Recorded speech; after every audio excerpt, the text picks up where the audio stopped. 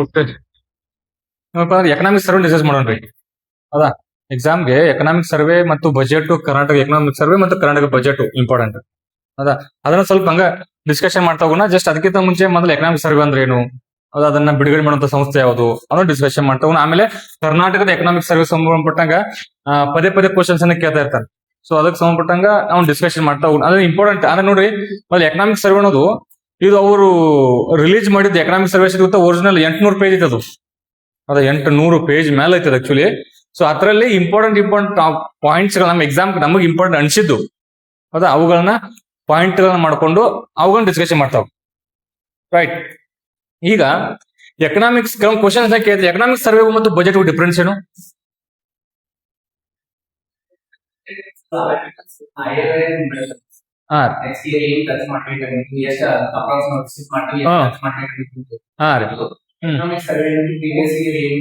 Simple ಅಷ್ಟೇ. ಅಷ್ಟು basic ಗೊತ್ತಿರ್ಬೇಕು ನಿಮ್ಗೆ. ನಾ ಯಾಕೆ ಹೇಳಿದ್ರೆ ಕೆಲವರು ಬೇಸಿಕ್ ಗೊತ್ತಿರಂಗಿಲ್ಲ, ಎಕನಾಮಿಕ್ ಸರ್ವೆ ಅಂದ್ರೆ ಗೊತ್ತಿರಂಗಿಲ್ಲ, ಇದು ಅದು ಬೇಸಿಕ್ ಗೊತ್ತಿಲ್ಲ ಅಂದ್ರೆ ಚೆಕ್ ಮಾಡಿದೆ ಅಷ್ಟು. ನೋಡ್ರಿ, ಎಕನಾಮಿಕ್ ಸರ್ವೆ ಅಂದ್ರೆ ಹಿಂದಿನ ವರ್ಷ ಖರ್ಚು ವೆಚ್ಚಗಳನ್ನ ಆಲ್ರೆಡಿ ಖರ್ಚು ವೆಚ್ಚಗಳೇನು ಮಾಡಿರ್ತಲ್ಲ ಗೌರ್ಮೆಂಟ್, ಆತರ ಖರ್ಚು ವೆಚ್ಚಗಳ ಬಗ್ಗೆ ಅಧ್ಯಯನ ಮಾಡೋದು ಎಕನಾಮಿಕ್ ಸರ್ವೆ. ಅದಾದ್ರೆ ಅದು ಹಿಂದಿನ ವರ್ಷದ ಅಂದ್ರೆ ಈಗ 2025-26 ಎಕನಾಮಿಕ್ ಸರ್ವೆ ನಾವು ಡಿಸ್ಕಷನ್ ಮಾಡಕತ್ತೀವಿ. ಹಾಗಾದ್ರೆ ಏನಾದ್ರು ಬಜೆಟ್ ಡಿಸ್ಕಷನ್ ಮಾಡ್ತಾ ಇದ್ರೆ ಯಾವ ವರ್ಷ ಮಾಡ್ತಾ ಇರ್ತೀವಿ? ಯಾವ್ದ್ರೆ 26-27 ಮುಂದಿನ ವರ್ಷದ್ದು. ಅರ್ಥ ಆಯ್ತ್ರಿ? ಎಕನಾಮಿಕ್ ಸರ್ವೆ ಅಂದ್ರೆ ಹಿಂದಿನ ವರ್ಷದ ಖರ್ಚು ವೆಚ್ಚಗಳನ್ನ ಆಲ್ರೆಡಿ ಖರ್ಚು ಮಾಡಿರ್ತಾರ. ಸೊ ಅದು ಎಷ್ಟು ಖರ್ಚು ಮಾಡಿದ್ವಿ, ಎಷ್ಟು ಅದರಿಂದ ಲಾಭ ಆಯ್ತು, ಎಷ್ಟು ಜನಕ್ಕೆ ಹೋಗಿ ಮುಟ್ಟಿತು, ಅದರಿಂದ ಎಷ್ಟು ಜನಕ್ಕೆ ಗ್ರಾಸರಿ ಲೆವೆಲ್ ಅಲ್ಲಿ ಹೆಲ್ಪ್ ಆಯ್ತು ಅನ್ನೋದನ್ನ ಅದನ್ನ ಮುಂದೆ ವರ್ಷಬೇಕು ವರ್ಷಬಾರದು ಅಥವಾ ಇಲ್ಲಿಗೆ ಸ್ಟಾಪ್ ಮಾಡ್ಬೇಕು ಅನ್ನೋದನ್ನ ಹೇಳೋದಾದ್ರೆ ಎಕನಾಮಿಕ್ ಸರ್ವೆ. ಇನ್ನ ಬಜೆಟ್ ಅಂದ್ರೆ ಮುಂದಿನ ವರ್ಷ ಖರ್ಚು ಮಾಡೋದು. ಮುಂದಿನ ವರ್ಷ ನಾವು ಈ ಒಂದು ಯೋಜನೆಗೆ ಎಷ್ಟು ಖರ್ಚು ಮಾಡ್ತೀವಿ, ಈ ಯೋಜನೆಗೆ ಎಷ್ಟು ಖರ್ಚು ಮಾಡ್ತೀವಿ ಅಂತ ಹೇಳ್ತಲ್ಲ, ಅದು ಬಜೆಟ್. ಎಕನಾಮಿಕ್ ಸರ್ವೆ ಮತ್ತು ಬಜೆಟ್. ರೈಟ್. ಈ ನೆಕ್ಸ್ಟ್ ಈ ಎಕನಾಮಿಕ್ ಸರ್ವೆ ಐತಲ್ಲ, ಎಕನಾಮಿಕ್ ಸರ್ವೆ ಸಂವಿಧಾನದಲ್ಲಿ ಏನಾದ್ರು ಮೆನ್ಷನ್ ಮಾಡಿದಾರ? ಹೌದಾ? ಯಾವುದೇ ಸಂವಿಧಾನದಲ್ಲಿ ಮೆನ್ಷನ್ ಮಾಡಿಲ್ಲ. ಇದನ್ನ ನಾವು ಮಾಡಬೇಕಂತಿಲ್ಲ, ಸಂವಿಧಾನದಲ್ಲಿ ಮೆನ್ಷನ್ ಮಾಡಿಲ್ರಿ. ಆದ್ರೆ ಬಜೆಟ್ ಸಂವಿಧಾನ ಮೆನ್ಷನ್ ಮಾಡಿರ ಇಲ್ಲೋ? ಅದಕ್ಕೆ ಅಂತ ಗೊತ್ತಾ, ಎನ್ಯುವಲ್ ಫೈನಾನ್ಸಿಯಲ್ ಸ್ಟೇಟ್ಮೆಂಟ್ ಕರೀತಾರೆ. Annual finance. ನಾಲ್ಕು ಕ್ವಶನ್ ಕೇಳ್ತಾರೆ ಎಕ್ಸಾಮ್ ಯಾರಿಗಾರೆ, ಅಲ್ಲಿ ಹೊರಗಡೆ ಕ್ವಶನ್ ಕೇಳ್ತಾರೆ. ಬಜೆಟ್ ಅಂತೂ ವರ್ಡ್ ನಮ್ಮ ಸಂವಿಧಾನದಲ್ಲಿ 5 ಕೇಳ್ತಾರೆ, ನಮ್ಮ ಸಂವಿಧಾನದಲ್ಲಿ ಇಲ್ಲ. ಬಟ್ ಏನ್ ಅದ್ರ ಬದಲಿ ಏನಪ್ಪ ಅಂದ್ರೆ ಎನ್ಯುವಲ್ ಫೈನಾನ್ಸಿಯಲ್ ಸ್ಟೇಟ್ಮೆಂಟ್. ಹೌದಾ? ಕೇಂದ್ರ ಬಜೆಟ್ ಎಷ್ಟನೇ ಆರ್ಟಿಕಲ್ ಹೇಳತ್ರಿ? 112. 112 ಆರ್ಟಿಕಲ್ ಹೇಳೋದು. ಹೌದಾ? ಬಜೆಟ್ ಸಪರೇಟ್ ಡಿಸ್ಕಷನ್ ಮಾಡೋದು ಈ ಬೇಡ. ಬಟ್ ಸಂವಿಧಾನದಲ್ಲಿ ನಂದೇನು ಎಕನಾಮಿಕ್ ಸರ್ವೆ ಮೆನ್ಷನ್ ಇಲ್ಲ. ಸಂವಿಧಾನದಲ್ಲಿ ಎಕನಾಮಿಕ್ ಸರ್ವೆ ಮೆನ್ಷನ್ ಇಲ್ಲ. ನೀವು ಯಾರು ಕ್ವಶನ್ ಕೇಳಿದ್ರೆ ಸಂವಿಧಾನದಲ್ಲಿ ಏನಪ್ಪ ಎಕನಾಮಿಕ್ ಸರ್ವೆ ಎಷ್ಟನೇ ಆರ್ಟಿಕಲ್ ಹೇಳುತ್ತಂದ್ರೆ ಆರ್ಟಿಕಲ್ ಇಲ್ಲ. ಹೌದಾ? ಸಂವಿಧಾನದಲ್ಲಿ ಎಕನಾಮಿಕ್ ಸರ್ವೆ ಇಲ್ಲ. ರೈಟ್. ಇನ್ನೆಷ್ಟು ಎಕನಾಮಿಕ್ ಸರ್ವೆಯನ್ನ ಯಾವ ಸಚಿವಾಲಯ ರೆಡಿ ಬರ್ತದೆ? ಯಾವ್ದ್ರಿ? Minister of finance. ಹೌದಾ? ಹಣಕಾಸು ಸಚಿವಾಲಯದ ಕೆಲಸ ಮಾಡ್ಬೇಕು. ರೈಟ್. ಇದನ್ನ 4 ಕ್ವಶನ್ ಕೇಳ್ತಾನೆ. ಈ ಎಕನಾಮಿಕ್ ಸರ್ವೆಯನ್ನ ರೆಡಿ ಮಾಡುವಂತ ಅಂದ್ರೆ ಪ್ರಿಪೇರ್ ಮಾಡುವಂತ ಡಿಪಾರ್ಟ್ಮೆಂಟ್ ಯಾವ್ದಾಗ್ತದೆ? ಡಿಪಾರ್ಟ್ಮೆಂಟ್ ಆಫ್ ಎಕನಾಮಿಕ್ ಅಫೇರ್ಸ್ ಅಂತ ಬರೋದ್ರಿ. ಹೌದಾ? ಅಂದ್ರೆ ಆರ್ಥಿಕ ವ್ಯವಹಾರಗಳ ಇಲಾಖೆ. Department of economic affairs. ನಿಮ್ಗೆ ಕೇಳ್ತಾನೆ ಎಕ್ಸಾಮ್ ನೆನ್ಬಿಟ್ಟು ಹೋಗ್ಬೇಕು. ಈ ನಾಳೆ ಎಕನಾಮಿಕ್ ಸರ್ವೆ ರೆಡಿ ಮಾಡುವಂತ ಸಂಸ್ಥೆ ಯಾವ್ದು? ಹೌದಾ? ಯಾವ್ದಪ್ಪ ಅಂದ್ರೆ ಡಿಪಾರ್ಟ್ಮೆಂಟ್ ಆಫ್ ಎಕನಾಮಿಕ್ ಅಫೇರ್ಸ್, ಕನ್ನಡದಲ್ಲಿ ಆರ್ಥಿಕ ವ್ಯವಹಾರಗಳ ಸಚಿವಾಲಯ. ಆರ್ಥಿಕ ವ್ಯವಹಾರಗಳ ಸಚಿವಾಲಯ. ರೈಟ್. ಈ ನೆಕ್ಸ್ಟ್ ಅದಾದ್ಮೇಲೆ ಈ ಎಕನಾಮಿಕ್ ಸರ್ವೆಯನ್ನ ರೆಡಿ ಮಾಡ್ತಾರಲ್ಲ, ರೆಡಿ ಮಾಡಕ ಒಬ್ರು ಏನಪ್ಪಾ ಅಂದ್ರೆ ಒಬ್ರು ಹೆಡ್ ಇರ್ತಾರ ಅದಕ್ಕೆ ಕಮಿಟಿಗೆ. ಆ ಹೆಡ್ ಯಾರಾಗಿರ್ತಾರ? ಸೆಂಟ್ರಲ್ ಎಕನಾಮಿಕ್ ಅಡ್ವೈಸರ್ ಅಂತ ಬರ್ತಾರೆ. ಕೇಂದ್ರ ಆರ್ಥಿಕ ಸಲಹೆಗಾರ. ಗೊತ್ತಾ? ಕೇಂದ್ರ ಆರ್ಥಿಕ ಸಲಹೆಗಾರ. ಈ ಪ್ರಸ್ತುತ ಕೇಂದ್ರ ಆರ್ಥಿಕ ಸಲಹೆಗಾರ ಯಾರ್ದಾರ? ಈ ನಾಗೇಶ್ವರನ್ ಅಂತದಾರ. ನಾಗೇಶ್ವರನ್. ಹೌದಾ? ನಾಗೇಶ್ವರನ್ ಅಂತಾರ. ಅವ್ರು ಪ್ರಸ್ತುತ ಕೇಂದ್ರ ಆರ್ಥಿಕ ಸಲಹೆಗಾರ ಅದಾರ. ಸೊ ಅವ್ರ ಏನಪ್ಪಾ ಅಂದ್ರೆ ಈ ಎಕನಾಮಿಕ್ಸ್ ಪ್ರಿಪರೇಷನ್ ಮಾಡ್ತಾರೆ. ರೈಟ್. ಈ ನೆಕ್ಸ್ಟ್ ಈ ಎಕನಾಮಿಕ್ಸ್ ಫಸ್ಟ್ ಟೈಮ್ ಬಿಡುಗಡೆ ಮಾಡಕ್ ಸ್ಟಾರ್ಟ್ ಮಾಡಿದ್ದೇವೆ. ಅವಾಗ ಫಸ್ಟ್ ಟೈಮ್ ಪ್ರಾರಂಭ ಮಾಡಿದ್ದೇವೆ ಎಕನಾಮಿಕ್ಸ್ ಈ ತರ ಒಂದು ಬಿಡೋಣ ಅಂತೇಳಿ. ಸಿಂಪಲ್ 1951. ಹೌದಾ? ಫಸ್ಟ್ ಏನ್ ಬಜೆಟ್ ಮಾಡ್ತಾರಲ್ಲ, ಆ ಬಜೆಟ್ ದಿನ ಏನಪ್ಪಾ ಅಂದ್ರೆ ಮಂಡನೆ ಮಾಡ್ತಾರೆ. ನಾಳೆ ಯಾರ ಕ್ವಶನ್ ಕೇಳಿದ್ರೆ ಫಸ್ಟ್ ಎಕನಾಮಿಕ್ಸ್ ಸರ್ವೆ ಬಂದಿದೆ ಯಾವಾಗಪ್ಪ ಅಂದ್ರೆ 1950ರಿಂದ 51 ವರ್ಷ. ಈಗ ಹಂಗ 25-26 ಮಾತಾಡ್ತಿಲ್ಲ, ಹಂಗ 50-51. ಈ ನೆಕ್ಸ್ಟ್ ಈ ಎಕನಾಮಿಕ್ ಸರ್ವೆ ಐತಲ್ಲ, ಈ ಎಕನಾಮಿಕ್ ಸರ್ವೆ ಯಾವ ದಿನ ಬಿಡುಗಡೆ ಮಾಡ್ತಾರೆ?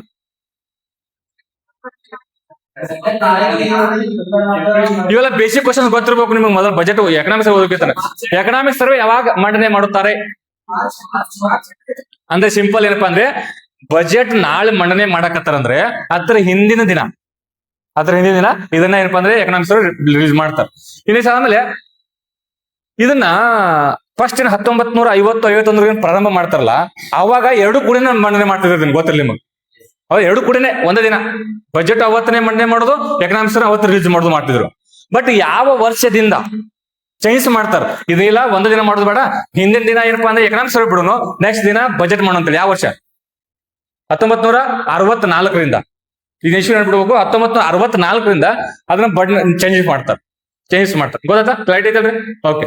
ನೆಕ್ಸ್ಟ್ ಈ ಎಕನಾಮಿಕ್ ಸರ್ವೆ ಐತಲ್ಲ, ಈ ಎಕನಾಮಿಕ್ ಸರ್ವೆನ ಈಗ ಡಿಪಾರ್ಟ್ಮೆಂಟ್ ಆಫ್ ಎಕನಾಮಿಕ್ ಅಫೇರ್ಸ್ ಅಂತ ಹೇಳಿದೆ ನಾನು, ಆರ್ಥಿಕ ವ್ಯವಹಾರಗಳ ಇಲಾಖೆ ಬಿಡುಗಡೆ ಮಾಡಂತ ಇದೆ. ಅದು ಸೆಂಟ್ರಲ್ ಎಕನಾಮಿಕ್ ಅಡ್ವೈಸರ್ ಅಂತ ಬರ್ತಾರ ಅಂತ ಹೇಳಿದ್ದೆ, ಅದನ್ನು ಕೂಡ ಅವ್ರು ಮಾಡ್ತಾರಂತ ಇದೆ. ರೈಟ್. ಈಗ ಅವರು ಒಂದು ಎಕನಾಮಿಕ್ಸ್ ರಿಲೀಸ್ ಮಾಡ್ತಾರೆ, ಹೌದಾ? ಇದನ್ನ ಗೌರ್ಮೆಂಟ್ ದವರು ಕಂಪಲ್ಸರಿ ಅಡಾಪ್ಟ್ ಮಾಡ್ಕೋಬೇಕು ಅಥವಾ ಮಾಡೇ ಇರ್ಕೊಂಡು ನಡೀತು? This is not binding. This is not binding ಅಂದ್ರೆ ಏನ್ರಿ? ಇದನ್ನ ಅವರು ಅದನ್ನ ಅಕ್ಸೆಪ್ಟ್ ಮಾಡಬಹುದು, ಮಾಡದೇ ಇರಬಹುದು. 4 ಕ್ವಶನ್ ಕೇಳ್ತಾನೆ ಎಕ್ಸಾಮ್. ಈ this is binding or not binding ಅಂತ ಕೇಳ್ತಾನೆ. ಇದ್ಯಾವ್ದಪ್ಪ ಅಂದ್ರೆ ಇದು ಯಾವುದು ಕೂಡ ಬೈಂಡಿಂಗ್ ಅಲ್ಲ. ಇದನ್ನ ಅವರು ಅಳವಡಿಸ್ಕೋದು ಬೇಕಾದ್ರೆ ಬಿಟ್ಬಿಡ್ಬೋದು, ಹೌದಾ? ಗೊತ್ತಲ್ರಿ? ಈ ಸಂಬಂಧಪಟ್ಟಂಗ ಗೊತ್ತಿರ್ಬೇಕು. ಇಷ್ಟು ಏನಂದ್ರೆ ಎಕನಾಮಿಕ್ ಸರ್ವೆ ಸಂಬಂಧಪಟ್ಟ ಇನ್ಫಾರ್ಮೇಶನ್ ಗೊತ್ತು. ಹಾಗಾದ್ರೆ first economics GK question, first economic ಸರ್ವೆನ ಹೊಡಿಸ್ತಕ್ಕಂಥ ವ್ಯಕ್ತಿ ಯಾರು? ನಾನು ನಿಮ್ಗೆ ಅವತ್ತು ಹೇಳಿದೆ, ಏನಿದೆ, ಬಜೆಟ್ ಮತ್ತು ಎಕನಾಮಿಕ್ ಸರ್ವೆ ಒಮ್ಮೆ ಸ್ಟಾರ್ಟ್ ಮಾಡಿದ್ರೆ ಅಂತ ಹೇಳಿದೆ ಅವಾಗ. ಹಾಗಾದ್ರೆ ಫಸ್ಟ್ ಬಜೆಟ್ ಮಂಡನೆ ಮಾಡಿದ್ರೆ ಯಾರು ಹೇಳ್ಬೇಕು? ನೀ ಯಾವ್ದ್ರಿ? ಅವರು ಮೊದಲ ಕೇಳಿ ನೋಡಲಿ, ಚನ್ಮುಗಿ ಶೆಟ್ಟಿ ಅಂದ್ರಲ್ಲ, ಯಾರಪ್ಪ ಅಂದ್ರೆ ಭಾರತದ ಮೊದಲ ವ್ಯಕ್ತಿ ಯಾರಪ್ಪ ಬಜೆಟ್ ಮಾಡಿದಪ್ಪ ಅಂದ್ರೆ ಷಣ್ಮುಗಂ ಶೆಟ್ಟಿ, ಭಾರತದ ಮೊದಲ ವ್ಯಕ್ತಿ ಅಂದ್ರೆ. ಬಟ್ ಬರ್ತೀನಿ ನೋಡಿ, ಹೌದಾ? ಏನಾದ್ರೂ ಈ ಬಜೆಟ್ ಮಂಡನೆ ಮಾಡಿರ್ತಕ್ಕಂಥ ಮೊದಲ ವ್ಯಕ್ತಿ ಭಾರತದಿಂದ ವರ್ಡ್ ಯೂಸ್ ಮಾಡಲಿಲ್ಲ ಅಂದ್ರೆ ಅದಪ್ಪ ಅಂದ್ರೆ ಜಾನ್ ಮತಾಯಿ, ಹೌದಾ? ಈಗ ಅವ್ರೇನು ರೈಲ್ವೆ ಬಜೆಟ್ ಅಂದ್ರೆ ಏನ್ ಗೊತ್ತಾ? ಮೊದಲ ರೈಲ್ವೆ ಬಜೆಟ್ ಮತ್ತೆ ಸಾಮಾನ್ಯ ಬಜೆಟ್ ಸಪರೇಟ್ ಮಂಡನೆ ಮಾಡ್ತಿದ್ರು. ರೈಲ್ವೆ ಬೇರೆ ಮತ್ತೆ ಸಾಮಾನ್ಯ ಬಜೆಟ್ ಬೇರೆ ಮಾಡ್ತಿದ್ರು, ಅದೆರಡು ಕೂಡ್ಸಿದಾರೆ ಇವಾಗ. ಆ ತರ ಫಸ್ಟ್ ರೈಲ್ವೆ ಬಜೆಟ್ ಮಂಡನೆ ಮಾಡ್ತಕ್ಕಂಥ ವ್ಯಕ್ತಿ ಯಾರಪ್ಪ ಅಂದ್ರೆ ಜಾನ್ ಮತಾಯಿ, ಹೌದಾ? ಫಸ್ಟ್ ಬಜೆಟ್ ಅನ್ನು ಮಂಡನೆ ಮಾಡ್ತಕ್ಕಂಥ ವ್ಯಕ್ತಿ ಯಾರಪ್ಪ ಅಂದ್ರೆ ಜಾನ್ ಮತಾಯಿ. ರೈಟ್. ಅದೇ ತರ ನಿಮ್ ಯಾರಾದ್ರೂ ಎಕನಾಮಿಕ್ ಸರ್ವೆ ಫಸ್ಟ್ ರಿಲೀಸ್ ಮಾಡ್ತಕ್ಕಂಥ ವ್ಯಕ್ತಿ ಯಾರು ಕೇಳಿದ್ರೆ ಜಾನ್ ಮತಾಯಿ, ಹೌದಾ? ಫಸ್ಟ್ ಯಾಕಂದ್ರೆ ಅವರೇ ಇರ್ತಾರ, ಫೈನಾನ್ಸ್ ಮಿನಿಸ್ಟ್ರು, ಅವರೇ ರಿಲೀಸ್ ಮಾಡ್ತಾರೆ. ರೈಟ್. ಇದಕ್ಕೆ ಎಕನಾಮಿಕ್ ಸರ್ವೆ ಸಂಬಂಧ ಇನ್ಫಾರ್ಮೇಶನ್ ಗೊತ್ತಿರ್ಬೇಕು. ರೈಟ್. ಹಾಗಾದ್ರೆ economic survey first time start ಮಾಡಿದ್ದೇವೆ 1950-51. ಅದನ್ನ ಬಜೆಟ್ ಹಿಂದಿನ ದಿನ ಘೋಷಣೆ ಮಾಡಿದ ಪ್ರಾರಂಭ ಮಾಡಿದ್ದೇವಾಗ 1964. Right. First economic survey release ಮಾಡ್ತಕ್ಕಂಥ ವ್ಯಕ್ತಿ ಯಾರು? ಜಾನ್ ಮತಾಯಿ, ಹೌದಾ? ಇದು ಎಕನಾಮಿಕ್ ಸರ್ವೆಯನ್ನ ರಿಲೀಸ್ ಮಾಡುವಂತ ಮಿನಿಸ್ಟ್ರಿ ಯಾವುದು? ಮಿನಿಸ್ಟ್ರಿ ಆಫ್ ಫೈನಾನ್ಸ್, ಹೌದಾ? ಹಣಕಾಸು ಸಚಿವಾಲಯ ಬಿಡುಗಡೆ ಮಾಡೋದು, ಹೌದಾ? ಈ ನೆಕ್ಸ್ಟ್ ಇನ್ನೊಂದು ಬರೋದು, ಅಲ್ಲಿ ಅದನ್ನ ಆ ಎಕನಾಮಿಕ್ ಸರ್ವೆನ ರೆಡಿ ಮಾಡ್ಲಿಕ್ಕೆ ಸಹಾಯ ಮಾಡೋದು ಮಿನಿಸ್ಟರ್ ಆಫ್ ಅಂದ್ರೆ ಈ ಸಾಂಖ್ಯಿಕ ಸಚಿವಾಲಯ ಅಂತ ಬರುತ್ತೆ, minister of statistics and programme implementation, MoSPI, ಹೌದಾ? ಶಾರ್ಟ್ ಮೋಸ್ಪಿ ಅಂತ ಕರೀತಾರೆ. ಅದು ಕೂಡ ಹೆಲ್ಪ್ ಮಾಡೋದು ಗೊತ್ತಿರಲಿ, ಹೌದಾ? ಫೈನಾನ್ಸ್ ಮಿನಿಸ್ಟರ್ ಅಂಡರ್ ಬರ್ತೈತೆ ಅದು. ಅದಾದ್ಮೇಲೆ ನೆಕ್ಸ್ಟ್ ಏನಪ್ಪಾ ಅಂದ್ರೆ ಈ ಎಕನಾಮಿಕ್ ಸರ್ವೆ ಏನಾದ್ರು ಸಂವಿಧಾನದಲ್ಲಿ ಮೆನ್ಷನ್ ಐತೇನ? ಇಲ್ಲ, ಹೌದಾ? ಸಂವಿಧಾನದಲ್ಲಿ ಮೆನ್ಷನ್ ಇಲ್ಲ. ಇದನ್ನ ಬೈಂಡಿಂಗು ನಾನ್ ಬೈಂಡಿಂಗ್ ಇದು ಯಾವ್ದ್ರಿ? ನಾನ್ ಬೈಂಡಿಂಗ್ ಅಂದ್ರೆ ಇದನ್ನ ಅಳವಡಿಸ್ಕೋಬೇಕಂತ ಏನಿಲ್ಲ, ಬಿಟ್ಟು ಬಿಡ್ಬೋದು, ಹಂಗೆ ತಗೊಳ್ಬಹುದು, ತಗೊಳ್ಳೇ ಇರಬಹುದು. ರೈಟ್. ಎಕನಾಮಿಕ್ ಸರ್ವೆ ಏನನ್ನ ಸೂಚಿಸ್ತೈತಿ? ಹಿಂದಿನ ವರ್ಷದ ಖರ್ಚು ವೆಚ್ಚಗಳು. ಎಕನಾಮಿಕ್ ಸರ್ವೆ ಬಜೆಟ್ ಏನನ್ನು ಸೂಚಿಸ್ತೈತಿ? ಮುಂದಿನ ವರ್ಷದ ಖರ್ಚು ವೆಚ್ಚಗಳು, ತೋರಿಸ್ತದೆ. ಅದು ಬಜೆಟ್, ಹೌದಾ? ಬಜೆಟ್. ನೆಕ್ಸ್ಟ್ ಎಕನಾಮಿಕ್ ಸರ್ವೆ ಸಂವಿಧಾನದಲ್ಲಿ ಮೆನ್ಷನ್ ಐತೇನ? ಇಲ್ಲ, ಹೌದಾ? ಬಜೆಟ್ ಏನಪ್ಪಾ ಸಂವಿಧಾನದಲ್ಲಿ ಮೆನ್ಷನ್ ಅದ 112ನೇ ಆರ್ಟಿಕಲ್, 112ನೇ ಆರ್ಟಿಕಲ್ ನಿಮ್ಗೆಲ್ಲ ಗೊತ್ತಿರೋ ಸೆಂಟ್ರಲ್ ಬಜೆಟ್, ಹೌದಾ? ಮತ್ತೆ ಸ್ಟೇಟ್ ಬಜೆಟ್ 202, ಹೌದಾ? State budget. ಅದಿನ್ನು ಬಹಳ ಬಜೆಟ್ ಬಗ್ಗೆ ಡಿಸ್ಕಷನ್ ಆಮೇಲೆ ಮಾಡೋಣ. ಜಸ್ಟ್ ಎಕನಾಮಿಕ್ ಸರ್ವೆ ಅಂತ ಡಿಸ್ಕಷನ್ ಮಾಡ್ತೀವಿ ಅಷ್ಟೇ. ನೋಡಿ, ಸಂವಿಧಾನದಲ್ಲಿ ಬಜೆಟ್ ಫಲ ಉಲ್ಲೇಖ ಇಲ್ಲ. ಬಟ್ ಏನ್ ಉಲ್ಲೇಖ ಐತಪ್ಪ ಅಂದ್ರೆ ಎನ್ಯುವಲ್ ಫೈನಾನ್ಷಿಯಲ್ ಸ್ಟೇಟ್ಮೆಂಟ್ ಅಂತ ಕರಿತೀವಿ. ಅದಕ್ಕೆ ಕನ್ನಡದಲ್ಲಿ ವಾರ್ಷಿಕ ಆಯವ್ಯಯ ಬರುತ್ತೆ, ಹೌದು? ಬಟ್ ಇಂಗ್ಲಿಷ್ ಅಲ್ಲಿ ಎನ್ಯುವಲ್ ಫೈನಾನ್ಷಿಯಲ್ ಸ್ಟೇಟ್ಮೆಂಟ್ ಅಂತ ಕರಿತೀವಿ, ಎನ್ಯುವಲ್ ಫೈನಾನ್ಷಿಯಲ್ ಸ್ಟೇಟ್ಮೆಂಟ್. ನಾಳೆ ಯಾರು ಕೇಳ್ತಾರೆ ನಿಮ್ಗೆ ಬಜೆಟ್ ಅನ್ನು ವರ್ಡ್ ಸಂವಿಧಾನದಲ್ಲಿ ಮೆನ್ಷನ್ ಅಂತ ಇಲ್ಲ ಹೇಳ್ಬೇಕು. ರೈಟ್. ಓಕೆ. ರೈಟ್. ಇನ್ ನೆಕ್ಸ್ಟ್ ಈ ಎಕನಾಮಿಕ್ ಸರ್ವೆನ ಮಂಡನೆ ಮಾಡೋರು ಯಾರಪ್ಪ ಅಂದ್ರೆ ಕೇಂದ್ರ ಹಣಕಾಸು ಸಚಿವಾಲಯ. ಕೇಂದ್ರ ಹಣಕಾಸು ಮಂಡನೆ ಮಾಡ್ತಾರೆ. ಮತ್ತೆ ಪ್ರಸ್ತುತ ಏನಪ್ಪಾ ಅಂದ್ರೆ ಆ ಬಜೆಟ್ ನ ಹಿಂದಿನ ದಿನ ಇದನ್ನ ರಿಲೀಸ್ ಮಾಡ್ತಾರೆ. ರೈಟ್, ನಿಮ್ಗೆ ಮೇನ್ ನೆನ್ಪಿಡ್ಬೇಕಾಗಿದೆ ಏನಪ್ಪಾ ಅಂದ್ರೆ ಇದನ್ನ ಯಾರು ರೆಡಿ ಮಾಡ್ತಾರ, ಯಾವ ಡಿಪಾರ್ಟ್ಮೆಂಟ್ ಅಂಡರ್ ಬರ್ತೈತಿ, ಮತ್ತೆ ಯಾರು ಯಾವ ಸಚಿವಾಲಯದಲ್ಲಿ ಕೆಲಸ ಮಾಡ್ತೈತಿ, ಮತ್ತೆ ಸಂವಿಧಾನದಲ್ಲಿ ಮೆನ್ಷನ್ ಐತೆ ಇಲ್ಲೋ, ಅಥವಾ ಏನಪ್ಪಾ ಅಂದ್ರೆ ಇದನ್ನ ಬೈಂಡಿಂಗು ಅಥವಾ ನಾನ್ ಬೈಂಡಿಂಗು ಅನ್ನೋದನ್ನ ನಿಮ್ಗೆ ಇನ್ಫಾರ್ಮೇಶನ್ ಗೊತ್ತಿರಬೇಕು. ಎಕನಾಮಿಕ್ ಸರ್ವೆ ಸಂಬಂಧ ಮತ್ತೆ ಎಕನಾಮಿಕ್ ಸರ್ವೆಗೂ ಮತ್ತು ಬಜೆಟ್ ಗೊತ್ತಿರಬೇಕು. ಎಕನಾಮಿಕ್ ಸರ್ವೆ ಏನನ್ನ ಸೂಚಿಸ್ತೈತಿ, ಬಜೆಟ್ ಏನನ್ನ ಸೂಚಿಸ್ತೈತಿ. ಎಕನಾಮಿಕ್ ಸರ್ವೆ ಏನಪ್ಪಾ ಹಿಂದಿನ ವರ್ಷದ್ದು, ಬಜೆಟ್ ಮುಂದಿನ ವರ್ಷದ್ದು. ಹೌದಾ, ಮುಂದಿನ ವರ್ಷ ಕೊಡೋದಲ್ರಿ. ಹೌದಾ, ಇಷ್ಟು ಇನ್ಫಾರ್ಮೇಶನ್ ಇದಕ್ಕೆ ಸಂಬಂಧಪಟ್ಟಂಗೆ ಗೊತ್ತಿರ್ಬೇಕು. ಈಗ ನಾವು ಏನಪ್ಪಾ ಅಂದ್ರೆ ನಿಮ್ ಎಕ್ಸಾಮ್ಗೆ ಕರ್ನಾಟಕದ ಎಕನಾಮಿಕ್ ಸರ್ವೆ ಇಂಪಾರ್ಟೆಂಟ್. ಕರ್ನಾಟಕದ ಎಕನಾಮಿಕ್ ಸರ್ವೆ ನಮ್ಮ ಎಕ್ಸಾಮ್ ಪದೇ ಪದೇ ಆರ್ಥಿಕ ಸಮೀಕ್ಷೆ ಅಂತ ಕರೀತಾರೆ. ಈಗ ಆರ್ಥಿಕ ಸಮೀಕ್ಷೆ ಯಾವ ವರ್ಷದಿದು? 2025-26. ನಾವೇನಾದ್ರೂ ನಾಳೆ ಬಜೆಟ್ ನ ಡಿಸ್ಕಷನ್ ಮಾಡ್ತು ಅಂತ ಅನ್ಕೊಂಡಿದ್ವಿ ಕೊಡು, ಅವಾಗ ನಾ ಏನ್ ಬಜೆಟ್ ಅಂತ ಹೇಳ್ಬೇಕು? 26 ಮತ್ತು 27.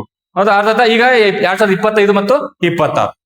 2025 ನಾವು ಕರ್ನಾಟಕದ ಎಕನಾಮಿಕ್ ಸರ್ವೆನ ಡಿಸ್ಕಷನ್ ಅನ್ನ ಮಾಡ್ತಾ ನೋಡ್ರಿ. ನಾ ಹೇಳ್ತಿರೋದು ಇದು ಜಸ್ಟ್ ಏನಪ್ಪಾ ಅಂದ್ರೆ ನಾವ್ ಏನ್ ಡಿಸ್ಕಷನ್ ಮಾಡ್ತಿರೋದು ಏನಪ್ಪಾ ಅಂದ್ರೆ ಇದು ಇಂಪಾರ್ಟೆಂಟ್ ಅನ್ಸಿದ್ದು ನಾವು ಡಿಸ್ಕಷನ್ ಮಾಡಕತ್ತೀವಿ. ಎಲ್ಲಾ ಎಕನಾಮಿಕ್ ಸರ್ವೆ ಅಲ್ಲ, ಅಂತದೇನಪ್ಪ ಟೋಟಲ್ 800 ಪೇಜ್ ಐತೆ. ಅದು 800 ಪೇಜ್ ಜಾಸ್ತಿನೇ ಐತೆ. ಸೊ ಅದರಲ್ಲಿ ಇಂಪಾರ್ಟೆಂಟ್ ಕೆಲವೊಂದು ಅಂಕಿ ಅಂಶಗಳು ನಮ್ಗೆ ಅನ್ಸಿದ್ದು, ಯಾವ ಇಂಪಾರ್ಟೆಂಟ್ ಅನ್ಸಿದ್ದು, ಮತ್ತೆ ಲಾಸ್ಟ್ ಎಕ್ಸಾಮ್ ಅಲ್ಲಿ ಕೇಳಿದನ್ನ ಒಂದ್ ಕಡೆ ಮಾಡಿ ಡಿಸ್ಕಷನ್ ಮಾಡ್ತಾ ಹೋಗೋಣ. ಅರ್ಥ ಆಗತ್ತೀರಿ? Okay, right. ಈಗ ನೋಡ್ರಿ, ಈ ಎಕನಾಮಿಕ್ ಸರ್ವೆ ಅನ್ನೋದು ಈಗ ಹಂಗೆ ಡಿಸ್ಕಷನ್ ಇಂಪಾರ್ಟೆಂಟ್ ಕ್ವಶನ್ಸ್ ಅನ್ನ ಕೇಳಿದ್ರೆ ಇಂಪಾರ್ಟೆಂಟ್ ಡಿಸ್ಕಸ್ ಮಾಡ್ತಾ ಹೋಗೋಣ. ಈಗ ಅದನ್ನ ನಿಮ್ಗೆ ಒರಿಜಿನಲ್ PDF ಗ್ರೂಪ್ ಹಾಕ್ತೀನಿ. ಒರಿಜಿನಲ್ PDF ಗೌರ್ಮೆಂಟ್ ರಿಲೀಸ್ ಮಾಡಿದ್. ಹೌದಾ, ಅದ್ರಲ್ಲಿ ನೋಡ್ರಿ ನೀವು ಎಷ್ಟು ಅಂತ ಹೇಳೋದು. ಅದ್ರಲ್ಲಿ ಏನಪ್ಪಾ ಅಂದ್ರೆ ಫಸ್ಟ್ ಒಂದು 15 ಪೇಜ್ ಐತಿ. ಅದು 15 ಪೇಜ ಏನ್ ಗೊತ್ತಾ, ಈ ಟೋಟಲ್ 800 ಪೇಜ್ ಸಮರಿ ಕೊಟ್ಟನಲ್ಲಿ. ಸಮರಿ ಅಂದ್ರೆ ಸಾರಾಂಶ, ಅಂದ್ರೆ ಅಲ್ಲಿ ಇಂಪಾರ್ಟೆಂಟ್ ಕೊಟ್ಟಾನ. ನಿಮಗೆ ಎಲ್ಲಾ ಓದಕ್ ಆಗ್ಲಿಲ್ಲ, ಆಕ್ಚುಲಿ ಎಲ್ಲಾ ಓದ್ಬೇಕು, ಬಟ್ ಎಲ್ಲಾ ಓದಕ್ ಆಗ್ಲಿಲ್ಲ. ಫಸ್ಟ್ ಒಂದು 15-20 ಪೇಜ್ ಏನ್ ಸಮರಿ ಐತಿಲ್ಲ ಅದನ್ನ ಓದ್ಬೇಕು ನೀವು. ಅದು ಇಂಪಾರ್ಟೆಂಟ್ ಎಕ್ಸಾಮ್. ಆದ್ರೆ ನಿಮ್ಗೆ ಎಲ್ಲ ಓದಕ್ ಆಗಲ್ಲ, ಅಟ್ಲೀಸ್ಟ್ ಇಷ್ಟ ಓದ್ಕೊಂಡು ಹೋಗುವಂತೇಳಿ. ಸೊ ಆತರ ಏನಪ್ಪಾ ಅಂದ್ರೆ ಕೆಲವೊಂದು ಪಾಯಿಂಟ್ಸ್ ಗಳನ್ನ ಡಿಸ್ಕಷನ್ ಮಾಡ್ತಾ ಹೋಗೋಣ. ಅದೇನಪ್ಪ ಅಂದ್ರೆ ಈಗ ಈ ಸ್ಟಾರ್ಟ್ಅಪ್ ಅಂದ್ರೆ ಏನ್ರಿ? ನವೋದ್ಯಮಗಳು ಅಂದ್ರೆ ಚಿಕ್ಕ ಉದ್ಯಮಗಳನ್ನ ಸ್ಟಾರ್ಟ್ ಮಾಡೋದು. ಅಂದ್ರೆ ಯಾವ್ದೇ ಒಂದು ನಾವು ಬಿಸ್ನೆಸ್ ಸ್ಟಾರ್ಟ್ ಮಾಡಕೈತಿ ಅಂದ್ರೆ ಫಸ್ಟ್ ಸ್ಟಾರ್ಟ್ ಆಗೋದು ಏನಪ್ಪ ಅಂದ್ರೆ ಸ್ಟಾರ್ಟ್ಅಪ್ ಸ್ಟಾರ್ಟ್ ಆಗುತ್ತೆ. ಸ್ಟಾರ್ಟ್ಅಪ್ ಆದ ತಕ್ಷಣ ಏನಪ್ಪಾ ಅಂದ್ರೆ ಯೂನಿಕಾರ್ನ್ ಅಂತ ಬರ್ತಾವ. ಯೂನಿಕಾರ್ನ್ ಏನಪ್ಪಾ ಅಂದ್ರೆ ಡೆಕಾಕಾರ್ನ್ ಅಂತ ಬರ್ತಾವ. ಹೌದಾ, ಎಕ್ಸಾಮ್ ಕ್ವಶನ್ ಕೇಳಿದ್ದ ಯೂನಿಕಾರ್ನ್ ಅಂದ್ರೆ ಏನು, ಎಷ್ಟು ಮೂಲ ಬಂಡವಾಳ ಇರ್ಬೇಕಲ್ಲಿ? ಯೂನಿಕಾರ್ನ್ ಅಂದ್ರೆ ಎಷ್ಟು?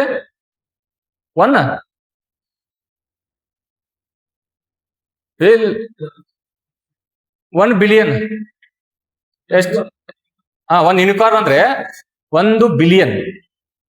ಸರ್ಚ್ ಮಾಡ್ರಿ, 1 ಬಿಲಿಯನ್. ಹೌದಾ, 1 ಬಿಲಿಯನ್ ಅಷ್ಟು ಆತರ ಏನಪ್ಪಾ ಅಂದ್ರೆ ಮೂಲ ಬಂಡವಾಳ ಹಾಕಿರ್ಬೇಕು. ಅದಕ್ಕೆ ಯೂನಿಕಾರ್ನ್ ಅಂತ ಕರಿತೀವಿ. ನೆಕ್ಸ್ಟ್ ಈಗ ನೀವು ಹೇಳ್ಬೇಕು ಡೆಕಾಕಾರ್ನ್ ಅಂದ್ರೆ ಎಷ್ಟು? 10. ಹೌದಾ, 10 ಬಿಲಿಯನ್ ಹಾಕಿದ್ರೆ ಅದು ಡೆಕಾಕಾರ್ನ್ ಆಗ್ತೈತಿ. ಅದು ಡೆಕಾಕಾರ್ನ್. ಹೌದಾ, ಸೊ ಆತರ ಈ ಯೂನಿಕಾರ್ನ್ ಕಿಂತ ಚಿಕ್ಕದ ಯಾವ್ದಪ್ಪ ಅಂದ್ರೆ ಈ ಸ್ಟಾರ್ಟ್ಅಪ್ಗಳು.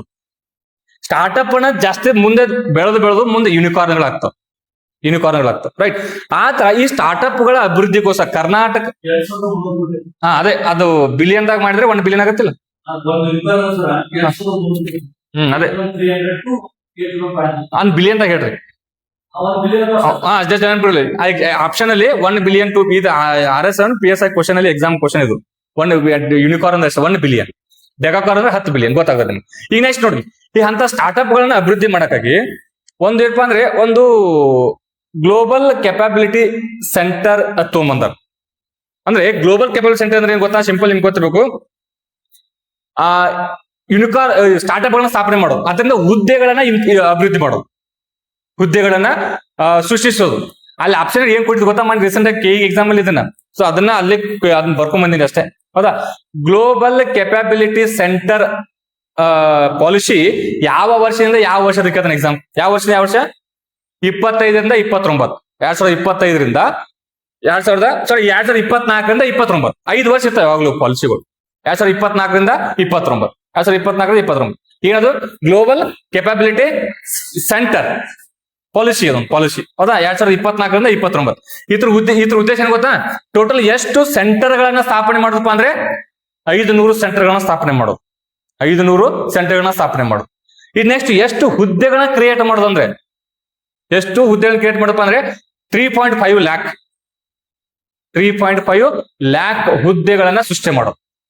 ಅರ್ಥಾತ್ ಇದನ್ನ ಸ್ಟೇಟ್ಮೆಂಟ್ ಬೇಸ್ ಕ್ವಶನ್ ಕ್ಯಾನ್ ಮಾಡಿ ಎಷ್ಟು ಹುದ್ದೆಗಳನ್ನ ಅಭಿವೃದ್ಧಿ ಸೃಷ್ಟಿಸೋದು, ಮತ್ತೆ ಎಷ್ಟು ಸೆಂಟರ್ಗಳನ್ನ ಸ್ಥಾಪನೆ ಮಾಡೋದು, ಮತ್ತೆ ಅದು ಪಾಲಿಸಿ ಎಲ್ಲಿಂದ ಎಲ್ಲಿವರೆಗೂ ಅಂತ ಕ್ವಶನ್ ಕೇಳ್ತಾನ. ಮತ್ತೆ ಇದ್ರ ಉದ್ದೇಶ ಏನು ಅಂತೇಳಿ ಕ್ವಶನ್ ಕೇಳ್ತಾನ. ಸೊ ಸ್ಟಾರ್ಟ್ಅಪ್ ಗಳನ್ನ ಸ್ಥಾಪನೆ ಮಾಡಿ ಅವ್ರಗಳಿಗೆ ಹುದ್ದೆಗಳನ್ನ ಸೃಷ್ಟಿ ಮಾಡೋದು ಇದ್ರ ಉದ್ದೇಶ. ಯಾವ ವರ್ಷದಿಂದ ಯಾವ ವರ್ಷ ಬರ್ತಿದ್ದು? 25ರಿಂದ 24ರಿಂದ 29. ಎಷ್ಟು ಹುದ್ದೆಗಳನ್ನ ಸೃಷ್ಟಿ ಮಾಡೋದು? 3.5 ಲ್ಯಾಕ್ ಹುದ್ದೆಗಳನ್ನ ಸೃಷ್ಟಿ ಮಾಡೋದು. ಎಷ್ಟು ಸೆಂಟರ್ಗಳನ್ನ ಸ್ಥಾಪನೆ ಮಾಡೋದು? ಎಷ್ಟು? 500 ಸೆಂಟರ್ಗಳನ್ನ ಸ್ಥಾಪನೆ ಮಾಡೋದು. ಇದು ಸ್ಟಾರ್ಟ್ಅಪ್ ಗಳಿಗೆ ಸಂಬಂಧ ಪಟ್ಟದ್ದು. ನೆಕ್ಸ್ಟ್ ಇನ್ನೊಂದು ಬರುತ್ತೆ ಗೊತ್ತಾ? ಈ ನೆಕ್ಸ್ಟ್ ಇನ್ನೊಂದು ಎಕನಾಮಿ ಅಂದ್ರೆ ಆರ್ಥಿಕತೆಯನ್ನು ಎಷ್ಟು ಇಂಪ್ರೂವ್ಮೆಂಟ್ ಮಾಡೋದು ಅಂತೇಳಿ. ಇವೆಲ್ಲ ನಿಮ್ಗೆ ಇನ್ನೊಂದು ಗೊತ್ತಿರಲಿ, ಎಕನಾಮಿಕ್ ಸರ್ವೆ ಅನ್ನೋದು ಅಂಕಿ ಅಂಶಗಳು ಜಾಸ್ತಿ ಇರ್ತಾವ. ಅರ್ಥ ಆಗತ್ರಿ? ಎಕನಾಮಿಕ್ ಸರ್ವೆ ಬಜೆಟ್ ಅಂದ್ರೆ ಅಂಕಿ ಅಂಶಗಳು ಜಾಸ್ತಿ ಬರೇ, ಅದಕ್ಕೆ ಬಜೆಟ್ ಎಕನಾಮಿಕ್ ಸರ್ವೆ ಅಂತ ಕರೀತಾರೆ. ನೀವು ಮತ್ತೆ ಅದಕ್ಕೂ ಬೇಜಾರ್ ಮಾಡ್ಕೋಬಾರ್ದು ಬರೇ ಹಂಗ ಹೇಳಕತ್ತನತ್ತೆ. ನೋಡ್ರಿ ನಾನು ನೋಡಲ್ಲ ಹೇಳ್ಬೋದು, ಬಟ್ ಏನಪ್ಪಾ ಅಂದ್ರೆ ಕೆಲವೊಂದು ಅಂಕಿ ಅಂಶಗಳು ನನಗೂ ನೆನಪಿರಂಗಿಲ್ಲ ಓದ್ರು ಕೂಡ. ಯಾಕಂದ್ರೆ ನಾವು ಅಂಕಿ ಅಂಶಗಳು ನೀವು ಎಷ್ಟು ರಿವಿಷನ್ ಮಾಡ್ತಾ ನೆನ್ಪಿಡ್ತಾವ, ಕನ್ಫ್ಯೂಸ್ ಆಗ್ತಾವಿಲ್ಲ ಅಂದ್ರೆ. ಅರ್ಥ?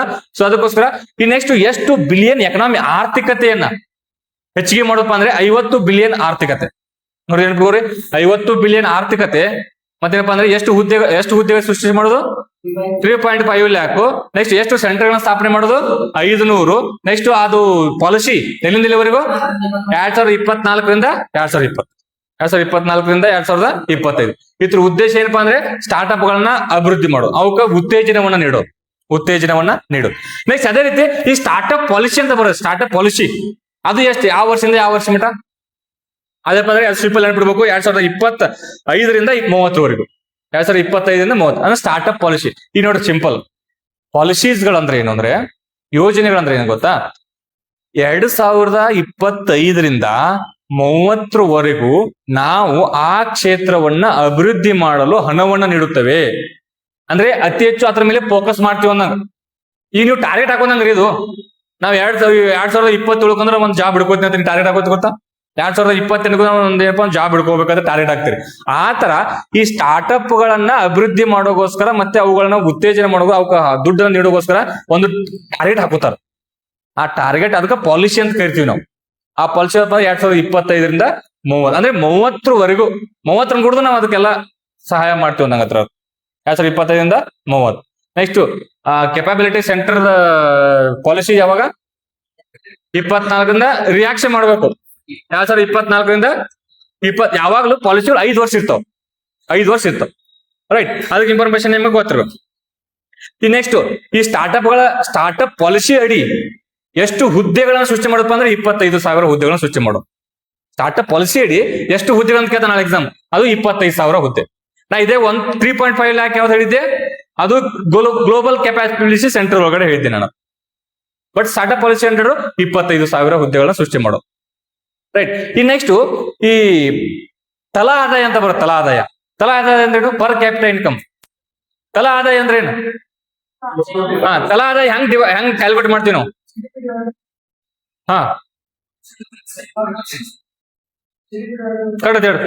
ಅಂದ್ರೆ ರಾಜ್ಯದ ಒಟ್ಟು ಆದಾಯ ಡಿವೈಡೆಡ್ ಬೈ ರಾಜ್ಯದ ಒಟ್ಟು ಜನಸಂಖ್ಯೆ. ಅಂದ್ರೆ ಆತರ ಮಾಡಿದ್ರೆ ಪರ್ ತಲಾ ಆದಾಯ ಬರುತ್ತೆ. ಅಂದ್ರೆ ಒಬ್ಬ ವ್ಯಕ್ತಿದ ಆದಾಯ ಅಷ್ಟಂತೇಳಿ. ಆ ತರ ಇದು ನೆನಪಿಟ್ಕೋಬೇಕಾ? ಸಂಖ್ಯೆ ನಾ ಹೇಳ್ತೀನಿ ನೆಕ್ಸ್ಟ್. ಈಗ ಹೌದಾ, ಎಕ್ಸಾಮ್ ಕ್ವಶನ್ ಕೇಳ್ತಾನೆ 2025-26 ಎಕನಾಮಿಕ್ ಸರ್ವೆ ಪ್ರಕಾರ ನಮ್ಮ ರಾಜ್ಯದ ಎಷ್ಟು ತಲಾ ಆದಾಯ ಅಂತ ಕೇಳ್ತಾನೆ ಎಕ್ಸಾಮ್. ಯಾರು ಓದಿದ್ರೆ ಎಕನಾಮಿಕ್ ಸರ್ವೆ ನೆನ್ಬಿಡ್ಬೇಕು.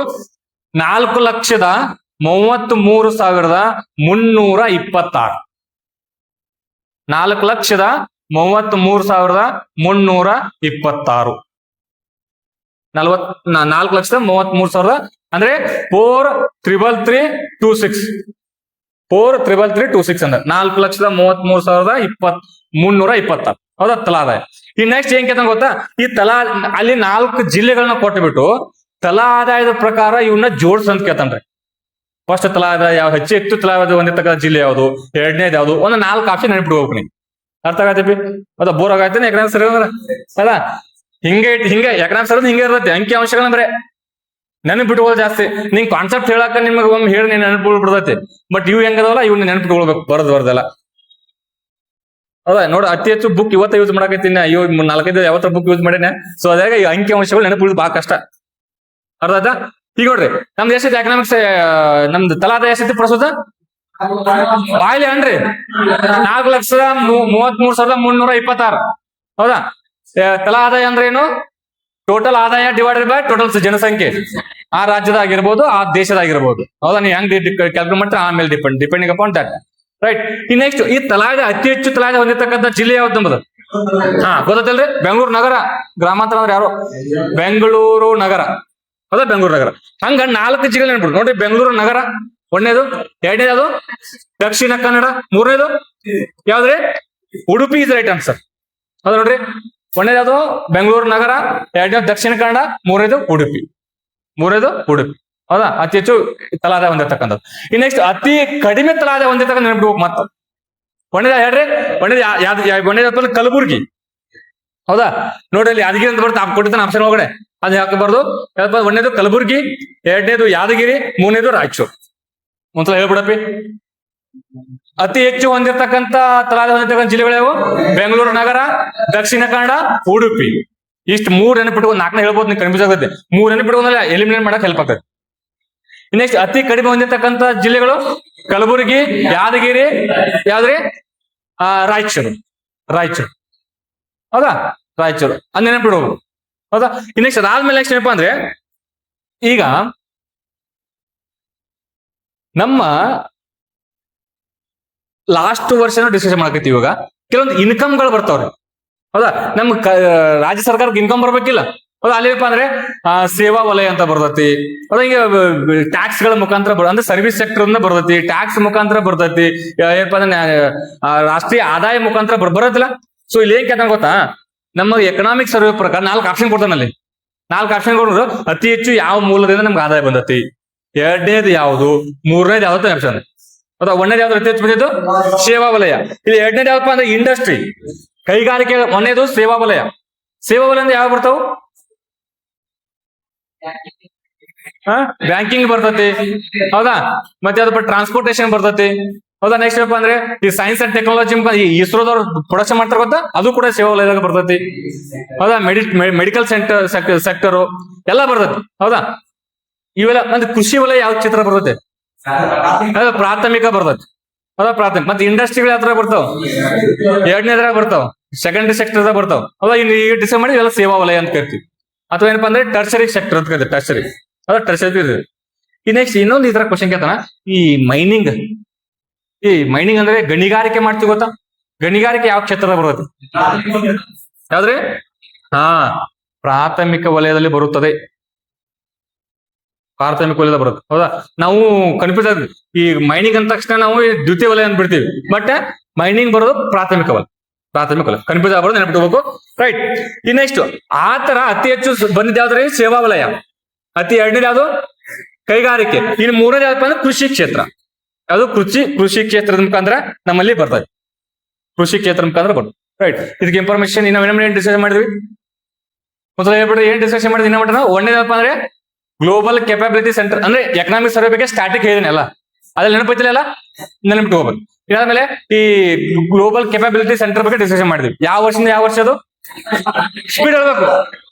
24ರಿಂದ 29. ನೆಕ್ಸ್ಟ್ ಎಷ್ಟು ಹುದ್ದೆಗಳು? 3.5 ಲ್ಯಾಕ್. ನೆಕ್ಸ್ಟ್ ಎಷ್ಟು ಸೆಂಟರ್ಗಳು? 500 ಸೆಂಟರ್ಗಳು. ನೆಕ್ಸ್ಟ್ ಎಷ್ಟು ಎಕನಾಮಿ ಆರ್ಥಿಕತೆ? 50 ಬಿಲಿಯನ್ ಆರ್ಥಿಕತೆನ ಸಾಧಿಸಬೇಕು ಅನ್ಕೋತೀವಿ. ಇದು ಎದಕ್ಕೆ ಸಂಬಂಧಪಟ್ಟದ್ದು? ಸ್ಟಾರ್ಟ್ಅಪ್ ಗಳಿಗೆ ಸಂಬಂಧಪಟ್ಟದ್ದು. ನೆಕ್ಸ್ಟ್ ಸ್ಟಾರ್ಟ್ಅಪ್ ಪಾಲಿಸಿ ಯಾವಾಗ ಬಂತು? 25ರಿಂದ 30. ಎಷ್ಟು ಹುದ್ದೆಗಳು?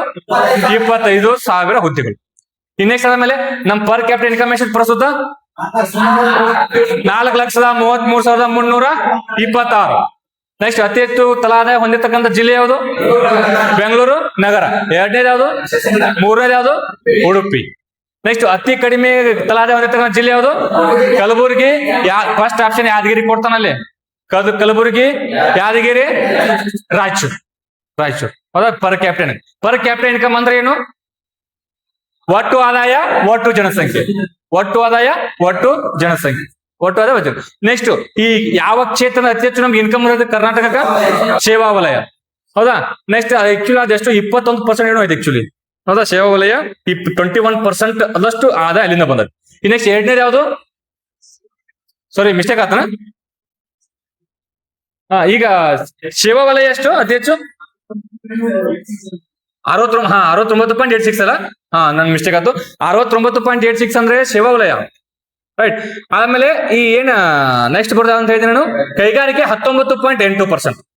19.8%. ಅಟ್ಲೀಸ್ಟ್ ಇಷ್ಟಾದ್ರೂ ಗೊತ್ತಿರಿ, ಒಂದು ಐಡಿಯಾ ಗೊತ್ತಿರಲಿ. ಫಸ್ಟ್ ಸೇವಾ ಬರತಿ, ಎರಡನೇದು ಇಂಡಸ್ಟ್ರಿ ಬರತಿ, ಮೂರನೇದು ಯಾವ ಬರತ್ತೆ? ಯಾವ್ದ್ರೆ ಮೂರನೇದಪ್ಪ ಅಂದ್ರೆ ಕೃಷಿ ಕ್ಷೇತ್ರ. ಮೂರನೇದು ಕೃಷಿ ಕ್ಷೇತ್ರ, ರೈಟ್. ಈ ನೆಕ್ಸ್ಟ್ ಇಷ್ಟು ನಿಮ್ ಇನ್ಫಾರ್ಮೇಶನ್ ಗೊತ್ತಿರಬೇಕು. ಅದಾದ್ಮೇಲೆ ಈ ಪಂಚಾಯತಿ ಮೇಲೆ ಪದೇ ಪದೇ ಕ್ವಶನ್ ಕೇಳ್ತಾನೆ. ಪಂಚಾಯತಿ ಅನ್ನೋದು ಬಹಳ ಇಂಪಾರ್ಟೆಂಟ್ ನಮ್ಮ ಎಕ್ಸಾಮ್. ಪ್ರತಿ ಎಕ್ಸಾಮ್ ಕ್ವಶನ್ ಬರುತ್ತೆ. ಪಂಚಾಯತಿಗಳು ಮತ್ತೆ ಸಹಕಾರಿ ಸಂಘಗಳು ಮತ್ತೆ ಲ್ಯಾಂಡ್ ರಿಫಾರ್ಮ್ಸ್ ಅಂದ್ರೆ ಏನಂತಾರದು, ಭೂ ಸುಧಾರಣೆಗಳು, ಇವ್ನ ಸಪರೇಟ್ ಡಿಸಿಷನ್ ಮಾಡೋ ಒಂದ್ಸಲ. ಈಗ ಪಂಚಾಯತಿಗಳ ಸಂಬಂಧಪಟ್ಟ ನೆನ್ಪಿಟ್ಕೋಬೇಕು. ಕ್ವಶನ್ ಕೇಳಿ ಓದಿದ್ರಿ, ಎಕನಾಮಿಕ್ಸ್ ಅವ್ರು ಬಿಟ್ಬಿಡ್ರಿ ಇವಾಗ ಇದನ್ನ, ಹೌದಾ. ಪೊಲಿಟಿಯಲ್ಲಿ ಮೆನ್ಷನ್, ಪೊಲಿಟಿ ಓದಿದಿಲ್ಲ, ಪೊಲಿಟಿಯಲ್ಲಿ ಬರುತ್ತೆ ಟಾಪಿಕ್ ಇದೆ, ಪಂಚಾಯತ್ ಮತ್ತೆ ಹುಡುಕಾಡಬಾರ್ದು ಎಲ್ಲಿ ಬರೋದು ಅಂತೇಳಿ ಪೊಲಿಟಿ ಬರುತ್ತೆ.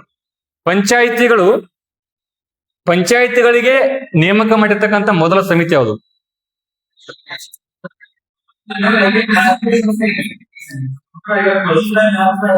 ಯಾವ್ದ್ರಿ? Question is answer is wrong, ಹೌದಾ.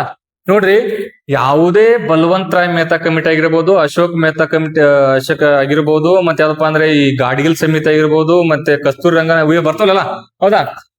ಇವ್ ಯಾವ LM ಸಿಂಘವಿ ಆಗಿರ್ಬೋದು, ಹೌದಾ, ಇವೆಲ್ಲ ಹನುಮಂತರಾಯ್ ಸಮಿತಿ ಆಗಿರ್ಬೋದು, ಯಾವ ಸಮಿತಿಗಳು ಫಸ್ಟ್ ಪೈಲ ಪಂಚಾಯತ್ ಅಂತೇಳಿ ಯಾವುದು ಕೂಡ ಮೆನ್ಷನ್ ಏನು ನೇಮಕ ಮಾಡಿಲ್ಲ. ಬಲವಂತರಾಯ್ ಮೆಹ್ತಾ ಕಮಿಟಿ ನೀವೇನ್ ಹೇಳಕತ್ತಿರಲ್ಲ, ಇದನ್ನ ಎದಕ್ಕ ನೇಮಕ ಮಾಡ್ತಾರೆ ಹೇಳ್ರು? ಅದು ಅಶೋಕ್ ಮೆಹ್ತಾ ಕಮಿಟಿ. ಅದು Ashok Mehta committee 2 tier system. Balwantrai ಮುತ್ತಿದ್ರೆ, ಬಟ್ ಅದಕ್ಕಲ್ಲ. ನೆಕ್ಸ್ಟ್ ಹೇಳ್ರಿ, ಯಾವ್ದ್ರಿ? ನೋ. ಮತ್ತೆ ನೋ, ಅದು ಕಸ್ತೂರಿ ರಂಗನ್ ಸಮಿತಿ. ನೀವು ಎಜುಕೇಶನ್ ಪಾಲಿಸಿ ಹೇಳಕತ್ತೀರಿ ನೀವು, ಅದು ಕಸ್ತೂರಿ ರಂಗನ್ ಪಾಲಿಸಿ, ಕಸ್ತೂರಿ ರಂಗನ್ ಕಮಿಟಿ. ಬರ್ತೀನಿ, ಪಾಯಿಂಟ್ ಬರ್ತೀನಿ. 2 ಹಂತಕ್ಕೆ ಬರ್ತೀನಿ, 3 ಹಂತಕ್ಕೆ ಬರ್ತೀನಿ. ಅವೆಲ್ಲ ಎಲ್ಲಿ ಅವೆಲ್ಲ ಡಿಸ್ಕಷನ್ ಮಾಡೋಣ. ನೋಡಿ, ಸಿಂಪಲ್ ನಿಮ್ಗೆ ಗೊತ್ತಿರ್ಬೇಕು. ಈ first Balwantrai Mehta committee permission ಮಾಡಿದ್ ಯಾಕಪ್ಪ ಅಂದ್ರೆ, ಫಸ್ಟ್ ಕೇಂದ್ರ ಸರ್ಕಾರ 2 ಯೋಜನೆಗಳು ತಗೊಂಡ್ಬಂದಿರ್ತಾರೆ. ಕರೆಕ್ಟ್. ನಾವು NEP 100% ಕರೆಕ್ಟ್. ನಾ NEP ಅಂತ ಅನ್ಸೋದೈತೆ ನನಗೆ.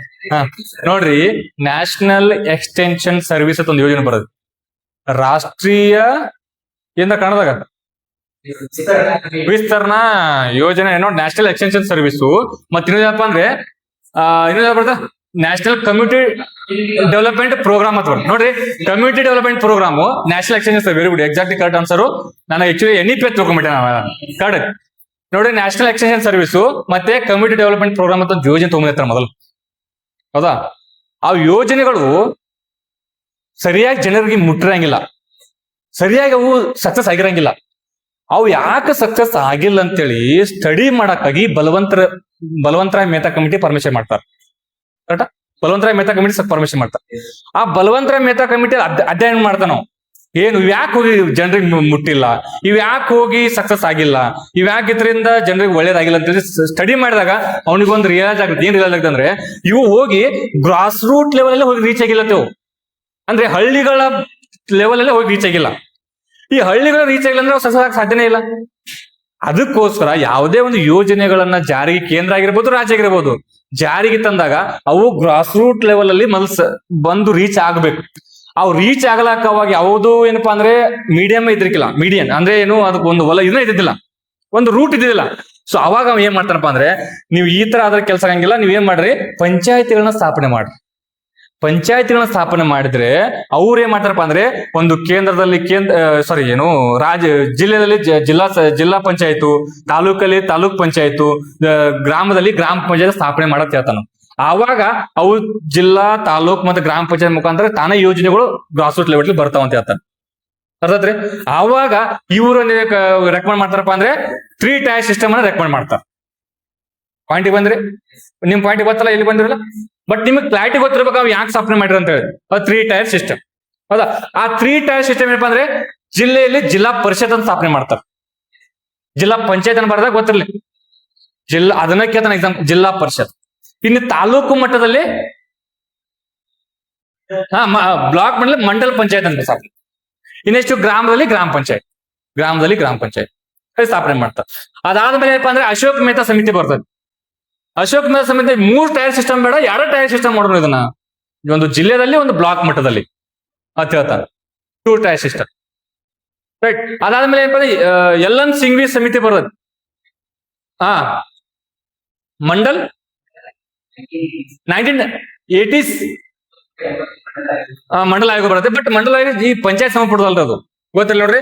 ಒಂದೇದು ರಿಸರ್ವೇಶನ್ ಸಂಬಂಧಪಟ್ಟದ್ರಿ, ಅದು ಅಲ್ಲ OBC ರಿಸರ್ವೇಶನ್ ಸಂಬಂಧಪಡೋದು, ಗೊತ್ತಿರ್ಲಿ. ನಾಳೆ ಎಕ್ಸಾಮ್ ಕ್ವಶನ್ ಕೇಳ್ತಾ ನಿಮ್ಗ, ಹೌದಾ? ಬರ್ತೀನಿ, ಅಲ್ಲಿ ಬರ್ತೀನಿ ನೋಡ್ರಿ, ಹೌದಾ? ಈಗ ನಾಳೆ ಕ್ವಶನ್ ಕೇಳ್ತಾನ, ಈ ಸಂವಿಧಾನ 73, 74 ತಿದ್ದುಪಡಿ ಗೊತ್ತದಲ್ಲ. ಗ್ರಾಮ ಪಂಚಾಯತ್ 73, ಮುನ್ಸಿಪಾಲಿಟಿ 74. ಈ ಗ್ರಾಮ ಪಂಚಾಯತ್ಗಳಿಗೆ ಸಂವಿಧಾನ ಸ್ಥಾನಮಾನ ಕೊಡಂತ ಹೇಳ್ತಕ್ಕಂತ ಸಮಿತಿ ಯಾವುದು? ವೆರಿ ಗುಡ್, ಯಾವ್ದ್ರಿ? LN Singhvi right answer. ಇದು ಎಕ್ಸಾಮ್ ಕ್ವಶನ್ ಕೇಳ್ತಾನ. ಅಂದ್ರೆ ತಿದ್ದುಪಡಿ ಮಾಡ್ರಿ, ಅವ್ ಸಂವಿಧಾನ ಸ್ಥಾನಮಾನ ಕೊಡತ್ ಹೇಳ್ತಾನ ನಾವು. LN ಸಿಂಘ್ವಿ. ಈ ನೆಕ್ಸ್ಟ್ ಈ ಗ್ರಾಮ ಪಂಚಾಯತ್ ಮಹಿಳೆಯರಿಗೂ ಕೂಡ ಏನಪ್ಪಾ ಅಂದ್ರೆ ರಿಸರ್ವೇಶನ್ ಐತಿ, ಹೌದಾ? ಯಾವ್ದ್ರಿ? ಮಹಿಳೆಯರಿಗೆ ಕೊಟ್ಟು ಗಾಡಿಗಳ ಸಮಿತಿ ಅಲ್ಲ, ಹೌದಾ? ಮಹಿಳೆಯರಿಗೆ ಸ್ಥಾನಮಾನ ನೀಡಂತ ಹೇಳಿದ್ದು ಗಾಡಿಗಳ ಸಮಿತಿ. ಅದಕ್ಕೆ ಸ್ವಲ್ಪ ಇನ್ಫಾರ್ಮೇಶನ್ ನಿಮ್ಗೆ ಗೊತ್ತಿರ್ಬೇಕು, ರೈಟ್. ಅದಾದ್ಮೇಲೆ ಏನ್ ಕ್ವಶನ್ ಕೇಳ್ತಾನೆ ಗೊತ್ತಾ? ಈ ಅಶೋಕ್ ಮೆಹ್ತಾ ಸಮಿತಿಯ ಶಿಫಾರಸಿನ ಮೇರೆಗೆ ಪಂಚಾಯಿತಿಗಳನ್ನ ಅಳವಡಿಸಿಕೊಂಡಿರ್ತಕ್ಕಂಥ ರಾಜ್ಯಗಳು ಯಾವತ್ತೆ? ಆಂಧ್ರ ಪ್ರದೇಶ, ಕರ್ನಾಟಕ, ಇನ್ನೊಂದು ಪಶ್ಚಿಮ ಬಂಗಾಳ ಬರುತ್ತಲ್ಲ, ಹೌದಾ? 3 ಏನೋ ಬರ್ತಾವ. ಆಂಧ್ರ ಪ್ರದೇಶ್, ಕರ್ನಾಟಕ, ಪಶ್ಚಿಮ ಬಂಗಾಳ. ಒಂದು ಸರ್ಚ್ ಮಾಡಿದ್ರೆ ಎಷ್ಟು ರಾಜ್ಯ ಬರ್ತಾವ? ಬಟ್ ಇವು ಮಂತಿ 3 ಬರ್ತಾವ, ಬಟ್ ಇನ್ನೊಂದು 4 ಇರ್ಬೋದು. ಈಗ ಅಟ್ ಇಷ್ಟ ಗೊತ್ತಿಲ್ಲ. ಕರ್ನಾಟಕ, ಆಂಧ್ರ ಪ್ರದೇಶ್, ಪಶ್ಚಿಮ ಬಂಗಾಳ 3, 2 ಟೈರ್ ಸಿಸ್ಟಮ್ ಫಸ್ಟ್ ಅಳವಡಿಸ್ಕೊಂಡಿರ್ತಾರೆ. ಈ ನೆಕ್ಸ್ಟ್ ಅದಾದ್ಮೇಲೆ ಇನ್ನೂ ಹೆಚ್ಚು ಪಂಚಾಯತ್ ಸಂಬಂಧಪಟ್ಟಂಗ ಅವೆಲ್ಲ ನೆನಪಿಟ್ಕೋಬೇಕು. ಅವನ 73 ತಿದ್ದುಪಡಿ ಮಾಡಿ ಎಷ್ಟು 243 A ದಿಂದ O ವರೆಗೂ ಬರ್ತಾ ಗೊತ್ತಾ? 243 A ದಿಂದ O ಬರ್ತಾ ಗೊತ್ತಾ? ಹೌದಾ? ನಮ್ಮ ಸಂವಿಧಾನದ ಅತಿ ದೊಡ್ಡ ಆರ್ಟಿಕಲ್ ಯಾವುದು? 243 A ದಿಂದ O ವರೆಗೂ, ಹೌದಾ? A ಏನ್ ಹೇಳ್ತತಿ, B ಏನ್ ಹೇಳ್ತತಿ, C ಏನ್ ಹೇಳ್ತತಿ, ಕಡಲ್ರಿ 3 ಅಲ್ಲ? 3 ಏನಪ್ಪಾ ಅಂದ್ರೆ ಸರ್ಚ್ ಮಾಡಿ ನೋಡ್ಬೇಕು. ಅವಾಗ ನಾ ಕನ್ಫ್ಯೂಸ್ ಪಟ್ಟ ಸರ್ಚ್ ಮಾಡಿ ನೋಡ್ಬೇಕು ಒಬ್ರು ಯಾರು. ಯಾಕಂದ್ರೆ ನಾನು ಹಂಗ ಕಂಟಿನ್ಯೂ ಮಾಡಿ ಅಂದ್ರೆ ಅಲ್ಲಿ ಸ್ವಲ್ಪ ಯೂಟ್ಯೂಬ್ದಾಗ ಅವ್ರು ಕಮೆಂಟ್ ಆಗಿ ಚಲೋ ಮಾಡ್ತಾರ, ಸೊ ಅದಕ್ಕೋಸ್ಕರ, ರೈಟ್. 3 ಯಾವ ರಾಜ್ಯವು? ಆಂಧ್ರ ಪ್ರದೇಶ್, ಕರ್ನಾಟಕ ಮತ್ತೆ ವೆಸ್ಟ್ ಬೆಂಗಾಲ್, ಅಶೋಕ್ ಮೆಹ್ತಾ ಸಮಿತಿ ಮುಖಾಂತರ, ರೈಟ್. ಈ ನೆಕ್ಸ್ಟ್ ಅದಾದ್ಮೇಲೆ ಅವ್ನು ನೆನಪಿಟ್ಕೋಬೇಕು ನೀವೆಲ್ಲ, A to O ವರೆಗೂ, ಹೌದಾ? ನೆಕ್ಸ್ಟ್ O ಆದ್ಮೇಲೆ ಯಾವ್ದು ಬರ್ತು? O ಆದ್ಮೇಲೆ P ದಿಂದ ZG ವರೆಗೂ ಮುನ್ಸಿಪಾಲಿಟಿ, ZG ದಿಂದ ZH ಅಲ್ಲ, ZG ದಿಂದ ZH ವರೆಗೂ ಸಹಕಾರಿ ಸಂಘಗಳು. ಇವು ನಮಗೆ ಎಕ್ಸಾಮ್ ಇಂಪಾರ್ಟೆಂಟ್. ZP ವರೆಗೂ, ಹೌದಾ? ಅದೇನಪ್ಪ ಅಂದ್ರೆ ಅದು ಸಹಕಾರಿ ಸಂಘಗಳು. ಇವು ಎಕ್ಸಾಮ್ ಕ್ವಶನ್ ಕೇಳ್ತಾನೆ, ನಮ್ಗೆ ಎಕ್ಸಾಮ್ ಬರ್ತಾವ. ಅಟ್ಲೀಸ್ಟ್ ಒಂದು ಪಂಚಾಯತ್ ಬರ್ತಾವಿಲ್ಲ, A ದಿಂದ O ವರೆಗೂ ಬಾಯಟ್ ಹಾಕ್ಬೇಕು ಕಂಪಲ್ಸರಿ. ನೀವೊಂದ್ಸಲ ಹೇಳ್ಬಿಡ್ತೀನಿ ನೋಡೋಣ. ಇಂಪಾರ್ಟೆಂಟ್ ಏನ್ ಗೊತ್ತಾ? ಅವ್ರದ್ದು ಹೆಸರಿನಾಗ ನಾ ಹೇಳ್ತೀನಿ, ಟ್ರಿಕ್ಸ್ ಹೇಳ್ತೀನಿ. ನಾವು ಯಾವತ್ತು ಓದಿದ್ದು ಈ ಏನಪ್ಪ ಟ್ರಿಕ್ಸ್ ಮಾಡಿ ಇಟ್ಕೊಂಡಿ. ಏನ್ ಗೊತ್ತಾ? 243 ಪಂಚಾಯತ್ ಸಂಬಂಧಪಟ್ಟ ನಿಮ್ಗೆ ಗೊತ್ತ. 243 ಏನ್ ಹೇಳದೆ? ಗ್ರಾಮ ಸಭೆ. ಅದು ನೆನ್ಬಿಟ್ಟು ಗ್ರಾಮ ಸಭೆ. ಮತ್ತೆ ಗ್ರಾಮ ಸಭೆ ಬಗ್ಗೆ ಡಿಸ್ಕಷನ್ ಮಾಡಬೇಕು. ಆಕ್ಚುಲಿ ಮಾಡೋಣ ಆಮೇಲೆ. B ಐತಿಲ್ಲ, ಬಾಯ್ ಬೇಡ. B ಅಂದ್ರೆ ಬೈ ಕ್ಯಾಮರಲ್ ಅಂತ ನೆನ್ಬಿಡ್ಬೇಕು. B ಅಂದ್ರೆ ಬೈ ಕ್ಯಾಮರಲ್. ಬೈ ಕ್ಯಾಮರಲ್ ಅಂದ್ರೆ ಈಗೇನು ಗ್ರಾಮ ಪಂಚಾಯತ್, ಜಿಲ್ಲಾ ಪಂಚಾಯತ್, ತಾಲೂಕ್ ಪಂಚಾಯತ್ ಇಲ್ಲ, ಇದಕ್ಕೆ ಬೈ ಕ್ಯಾಮರಾ ಅಂತ ಕರೀತಾರೆ. ನೀವು ಫಿಕ್ಸ್ ಹೇಳ್ತೀರಾ? ಮತ್ತೆ ಹಂಗಲ್ಲದು ಕಾಂಪೋಸಿಷನ್ ಏನಂತಾರ ಅದಕ್ಕ. ನೀವು B ಅಂದ್ರೆ ಏನ್ ಹೇಳ್ತೀರಿಪ್ಪ ಕನ್ನಡದಾಗ? ಅಲ್ಲಲ್ಲ, ಹಂಗ ಬೈ ಕ್ಯಾಮರಾ ಬಿಟ್ಬಿಡ್ರಿ. ನಾನು ಫಿಕ್ಸ್ ಇಟ್ಟು ಓದಿದ್ದೆ ಅದನ್ನ. ನೀವು ಈಗ 243 B ಏನ್ ಹೇಳ್ತಂತ ಕೇಳಿದ್ರಿ, ಏನ್ ಹೇಳ್ತೀರಿ ಕನ್ನಡದಾಗ? ನಾವು ಅದು 43 ಬಗ್ಗೆ ಡಿಸೈಡ್ ಮಾಡಿದ್ವಲ್ಲ. 243 A ಗ್ರಾಮ ಸಭಾ, ಹೌದಾ? 243 ಏನಪ್ಪಾ ಅಂದ್ರೆ ಅದು ಪಂಚಾಯತ್ ಹಂಗಾರ ಜನ ಇರಲಿಲ್ಲ, ಹೌದಾ? ಅದು ಹೇಳಿದ್ರು ಗ್ರಾಮ ಪಂಚಾಯತ್. ಅಂದ್ರೆ ನಾವು ಇಂಗ್ಲಿಷ್ ಅಲ್ಲಿ ಅದನ್ನ ಟ್ರಿಕ್ ಮಾಡಿ B ಅಂದ್ರೆ ಬೈ ಕ್ಯಾಮರಾ. ಬೈ ಕ್ಯಾಮರಾ ಅಂದ್ರೆ ಗ್ರಾಮ ಪಂಚಾಯತ್, ತಾಲೂಕ್ ಪಂಚಾಯತ್, ಜಿಲ್ಲಾ ಪಂಚಾಯತ್ ಹೇಳೋದು, ರೈಟ್. ನೆಕ್ಸ್ಟ್ C ಅಂದ್ರೆ ಹೆಸರಾಗೈತಿ. C ಅಂದ್ರೆ ಕಾಂಪೋಸಿಷನ್ ನೆನಪು. ಕಾಂಪೋಸಿಷನ್ ಅಂದ್ರೆ ಅಲ್ಲಿ ಅಧ್ಯಕ್ಷ ಇರ್ತಾರ, ಉಪಾಧ್ಯಕ್ಷ ಇರ್ತಾರ, ಮತ್ತೆ ಯಾರು ಇರ್ತಾರೆ, ಸದಸ್ಯರು ಇರ್ತಾರೆ, ಇತ್ತಲ್ಲ ಕಾಂಪೋಸಿಷನ್. ಸಿ ಅಂದ್ರೆ ಕಾಂಪೋಸಿಷನ್. ಹೌದಾ. ನೆಕ್ಸ್ಟ್ ಡಿ ಅಂದ್ರೆ ಡಿಸರ್ವೇಶನ್. ಡಿ ಅಂದ್ರೆ ಡಿಸರ್ವೇಶನ್ ಅಂದ್ರೆ ರಿಸರ್ವೇಶನ್ ಹೇಳ್ತದೆ. ಡಿ ಅಂದ್ರೆ ಡಿಸರ್ವೇಶನ್ ಅಂದ್ರೆ ರಿಸರ್ವೇಶನ್ ಬಗ್ಗೆ ಹೇಳ್ತದೆ. ಈಗೇನ ಮಹಿಳೆಯರಿಗೆಲ್ಲ SC ST ರಿಸರ್ವೇಶನ್ ಇಲ್ಲ, ಅದು ಡಿ ಆಗಿ ಬರೋದು. ಡಿ ಆದ್ಮೇಲೆ ಇ ಅಂದ್ರೆ ಗೊತ್ತಾ, ಟರ್ಮ್. ಟಿ ಬರ್ತದ, ಟರ್ಮ್. TE ಅಂತ ಬರ್ತದೆ. TERM ಟರ್ಮ್ ಬರ್ತಲ್ಲ. ಅಂದ್ರೆ ಟರ್ಮ್ ಅಂದ್ರೆ ಅವ್ರ ಅಧಿಕಾರಾವಧಿ. ಆದ್ಮೇಲೆ ಎಫ್ ಬರ್ತಲ್ಲ. ಎಫ್ ಅಂದ್ರೆ ಅವ್ರ ಅನರ್ಹತೆ ನೆನ್ಬಿಟ್ಟು ನೀವು, ಅವ್ರ ಅನರ್ಹತೆ. ಈಗ ಒಬ್ಬರು ಅನರ್ಹತೆ ಮಾಡ್ತೀವಿ ಗೊತ್ತಾ ನೀವು, ಏನಾದ್ರು ಹೆಚ್ಚು ಕಮ್ಮಿ ಈಗ ಮಾಡಿದ್ರಲ್ಲ, ಹಂಗ್ ಮಾಡಿ ಅನರ್ಹತೆ ಅಂದ್ರೆ ಡಿಸ್ಕ್ವಾಲಿಫೈ ಮಾಡಿಬಿಡ್ತಾರ ಅವ್ರನ್ನ, ಅನರ್ಹತೆ ಬರ್ತೇವೆ. ಎಫ್ ಆದ್ಮೇಲೆ ಜಿ ಅಂದ್ರೆ ಗವರ್ನೆನ್ಸ್. ಗವರ್ನೆನ್ಸ್ ಅಂದ್ರೆ ಅವ್ರ ಅಧಿಕಾರಿಗಳು ಬರ್ತಾವ. ಎಷ್ಟದ ಗ್ರಾಮ ಪಂಚಾಯತ್ ಅಧಿಕಾರಿಗಳು 29 ಅಧಿಕಾರಿಗಳು. ಆ ತರ ಬಂದ್ರೆ ಅಧಿಕಾರಿಗಳು ಜಿದಾಗ ಬರೋದು. ಜಿ ಆದ್ಮೇಲೆ ಎಚ್. ಎಚ್ ಗೊತ್ತಾ, ಟ್ಯಾಕ್ಸ್ ಅಂತ ನೆನ್ಬಿಡ್ಬೇಕು. ಎಚ್ ಅಂದ್ರೆ ಟ್ಯಾಕ್ಸ್ ಅಂತ ನೆನ್ಬಿಡ್ಬೇಕು. ಎಚ್ ಆದ್ಮೇಲೆ ಐ ಬರ್ತದೆ. ಐ ಅಂದ್ರೆ ಇನ್ಕಮ್. ಇನ್ಕಮ್ ಅಂದ್ರೆ ರಾಜ್ಯ ಹಣಕಾಸು ಆಯೋಗ ಬರ್ತದೆ, ಐದಾಗ ಬರ್ತದೆ. ಐ ಆದ್ಮೇಲೆ ಜೆ ಬರ್ತಲ್ಲ. ಜೆ ಅಂದ್ರೆ ಗೊತ್ತಾ, ಜೆ ಅಂದ್ರೆ ನೆನಪು ಆಯ್ತು, ಬಾಳ ದಿನ ಆಯ್ತಲ್ಲ.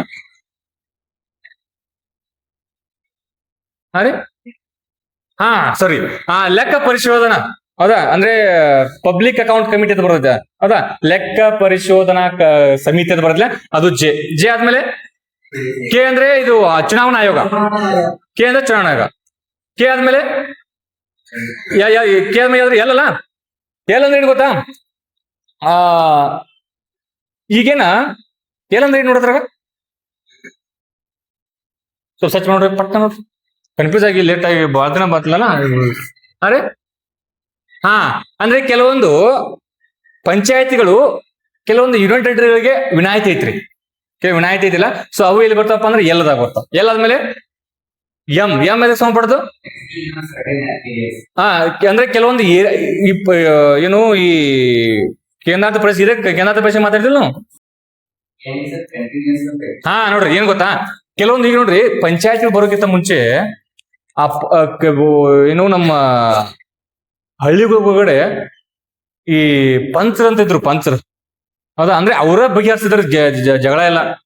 ಊರ ಪಂಚಾಯತ್ ಗೊತ್ತಾ, ಪಂಚಾಯತ್ ಹಿರಿಯರ್ ಅಂತ ಇರ್ತದೆ ಗೊತ್ತಾ, ಒಂದ್ ಕಟ್ಟಿ ಕುತ್ಕೊಂಡು ಅಲ್ಲಿ ಎಲ್ಲ ಬಗೆಹರಿಸಿದ್ರು. ಅವಾಗ ಈ ಯೋಜನೆ ತಂದ ತಕ್ಷಣ, ಅಂದ್ರೆ ಈ ತಿದ್ದುಪಡಿ ತಂದ ತಕ್ಷಣ ಪಂಚಾಯತ್ಗಳ ಸ್ಥಾಪನೆ ಮಾಡಕ್ ಹೇಳಿದ್ರು. ಬಟ್ ಅವಾಗ ಏನ್ ಫಸ್ಟ್ ಎಕ್ಸಿಸ್ಟಿಂಗ್ ಲಾಗಳಿದ್ರು, ಅವರು ಕೆಲವೊಂದು ಲಾಗಳಿದ್ರು, ಅವ್ರನ್ನೇ ಮಾಡ್ಕೊಂಡಿದ್ರು. ಅವ್ರು ಈ ಒಂದು ತಪ್ಪು ಮಾಡಿದ್ರೆ ಈ ಒಂದು ಶಿಕ್ಷೆ ಕೊಡ್ಬೇಕು, ಅದ ಈ ತರ ಮಾಡ್ಬೇಕು, ಅವ್ರು ಮಾಡ್ಕೊಂಡ್ರು. ಅದೇ ಸಡನ್ ಆಗಿ ಈ ತಿದ್ದುಪಡಿ ತಂದ ತಕ್ಷಣ ಅವನ್ನ ರದ್ದು ಮಾಡ್ಬೇಡ್ರಿ ನೀವು.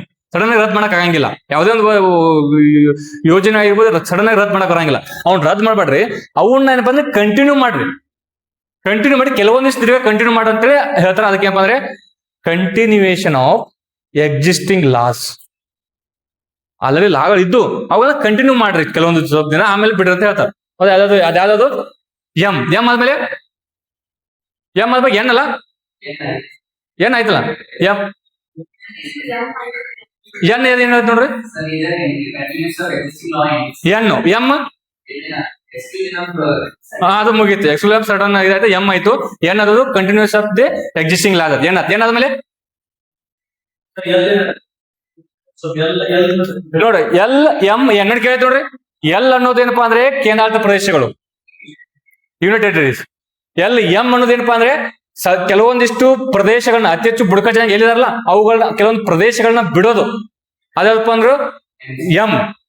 ಇನ್ನು ಎನ್ ಏನಪ್ಪಾ ಅಂದ್ರೆ continuation of the existing laws. ಏನಾದ್ಮೇಲೆ ಓ ಗೊತ್ತಾ, ಕೆಲವೊಂದು ಕ್ಷೇತ್ರ ಮರು ವಿಂಗಡಣೆಗೆ ಸಂಬಂಧಪಟ್ಟಂಗ, ಪಂಚಾಯತಿ ಸಂಬಂಧಪಟ್ಟಂಗ ಕೆಲವೊಂದು ಕ್ಷೇತ್ರ ಮರು ವಿಂಗಡಣೆ ಮಾಡೋದು ಬರ್ತದೆ. ಸಿಂಪಲ್ ಅಷ್ಟೇ ಬಿಡುವ, ಇಂಪಾರ್ಟೆಂಟ್. ಅದಕ್ಕೆ ಸಂಬಂಧಪಟ್ಟಂಗ ಇಲ್ಲಿ ಎಕನಾಮಿಕ್ಸ್ ಏನ್ ಗೊತ್ತಾ, ಇನ್ನು ಡಿಸ್ಕಷನ್ ಮಾಡೋದ್ರ ಬಗ್ಗೆ ಮತ್ತೆ ಒಮ್ಮೆ ಬೋರ್ ಆಗ್ತೈತಿ ನಿಮ್ಗ. ಈ ನಮ್ಮ ಈ ಎಕನಾಮಿಕ್ಸ್ ಪ್ರಕಾರ ಎಷ್ಟು ಗ್ರಾಮ ಪಂಚಾಯತ್ ಯಾವ್ದು ಕ್ವಶನ್ ಕೇಳ್ತಾನೆ ಎಕ್ಸಾಮ್, ಅಂಕಿ ಸಂಖ್ಯೆ ನೆನಪು ಹೋಗ್ಬೋದು ನೋಡ್ರಿ. 5946 5946 ರೈಟ್. ಇನ್ನೆಷ್ಟು ಅದರಲ್ಲಿ ಇವು ಗ್ರಾಮ ಪಂಚಾಯತ್ ಹೇಳಿತು. ಇನ್ನು ತಾಲೂಕ್ ಪಂಚಾಯತ್ ಹಿಡಿದೋಗ್ತಾನೆ ಎಕ್ಸಾಮ್ 239. ಇನ್ನೆಷ್ಟು ಜಿಲ್ಲಾ ಪಂಚಾಯತ್ ಎಷ್ಟು ಸಾವಿರ ಕೇಳ್ತಾನ 31. ಜಿಲ್ಲೆ 1 ಜಿಲ್ಲಾ ಪಂಚಾಯತ್ ಬರ್ತಾವ. ಹೌದಾ ನೋಡ್ರಿ, ಜಿಲ್ಲಾ ಪಂಚಾಯತಿ 31, ತಾಲೂಕ್ ಪಂಚಾಯತಿ 239. ಇನ್ನೆಷ್ಟು ಗ್ರಾಮ ಪಂಚಾಯತಿಗಳು 5946. 5946 ನೆನಪಿಟ್ಟು 5946.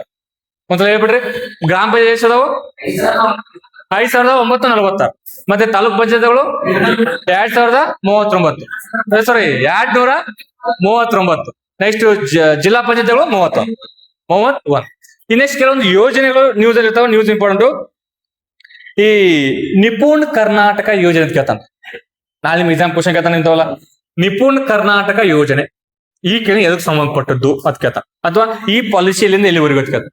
ನಿಪುಣ್ ಕರ್ನಾಟಕ ಯೋಜನೆ ಯಾವಪ್ಪ ಇದ್ರದ ಪಾಲಿಸಿ ಕೇಳ್ತಾನ್ರಿ. 24ರಿಂದ 29 ಪಾಲಿಸಿ ಇದು 24ರಿಂದ 29. ನಿಪುಣ್ ಕರ್ನಾಟಕ ಪಾಲಿಸಿ ಅಥವಾ ಕರ್ನಾಟಕ ಯೋಜನೆ 2023ರಿಂದ 24ರಿಂದ 29. ಏನ್ ಗೊತ್ತಾ, ಇದ್ರ ಉದ್ದೇಶ ಸ್ಕಿಲ್ ಡೆವಲಪ್ಮೆಂಟ್ ಅಂದ್ರೆ ಕೌಶಲ್ಯ ಅಭಿವೃದ್ಧಿ ಟ್ರೈನಿಂಗ್ ಕೊಡೋದು, ತಮ್ಮ ಹುದ್ದೆಯನ್ನು ತಾವು ಸೃಷ್ಟಿಸಿಕೊಳ್ಳೋದಕ್ಕೋಸ್ಕರ. ಸ್ಕಿಲ್ ಡೆವಲಪ್ಮೆಂಟ್ ಅಂಡ್ ಇನೋವೇಶನ್ ಅಂತ ಬರೋದು. ಸ್ಕಿಲ್ ಡೆವಲಪ್ಮೆಂಟ್ ಅಂಡ್ ಇನೋವೇಶನ್ ಅಂದ್ರೆ ಸ್ಕಿಲ್ ಡೆವಲಪ್ಮೆಂಟ್ಗೆ, ಕೌಶಲ್ಯ ಅಭಿವೃದ್ಧಿಗೆ ಟ್ರೈನಿಂಗ್ ಕೊಡೋದು. ಸ್ಕಿಲ್ ಡೆವಲಪ್ಮೆಂಟ್ ಅಂಡ್ ಇನೋವೇಶನ್ ಅದನ್ನ ನೆನಪಿಟ್ಟು ಹೋಗ್ಬೇಕು. ಅದಾದ್ಮೇಲೆ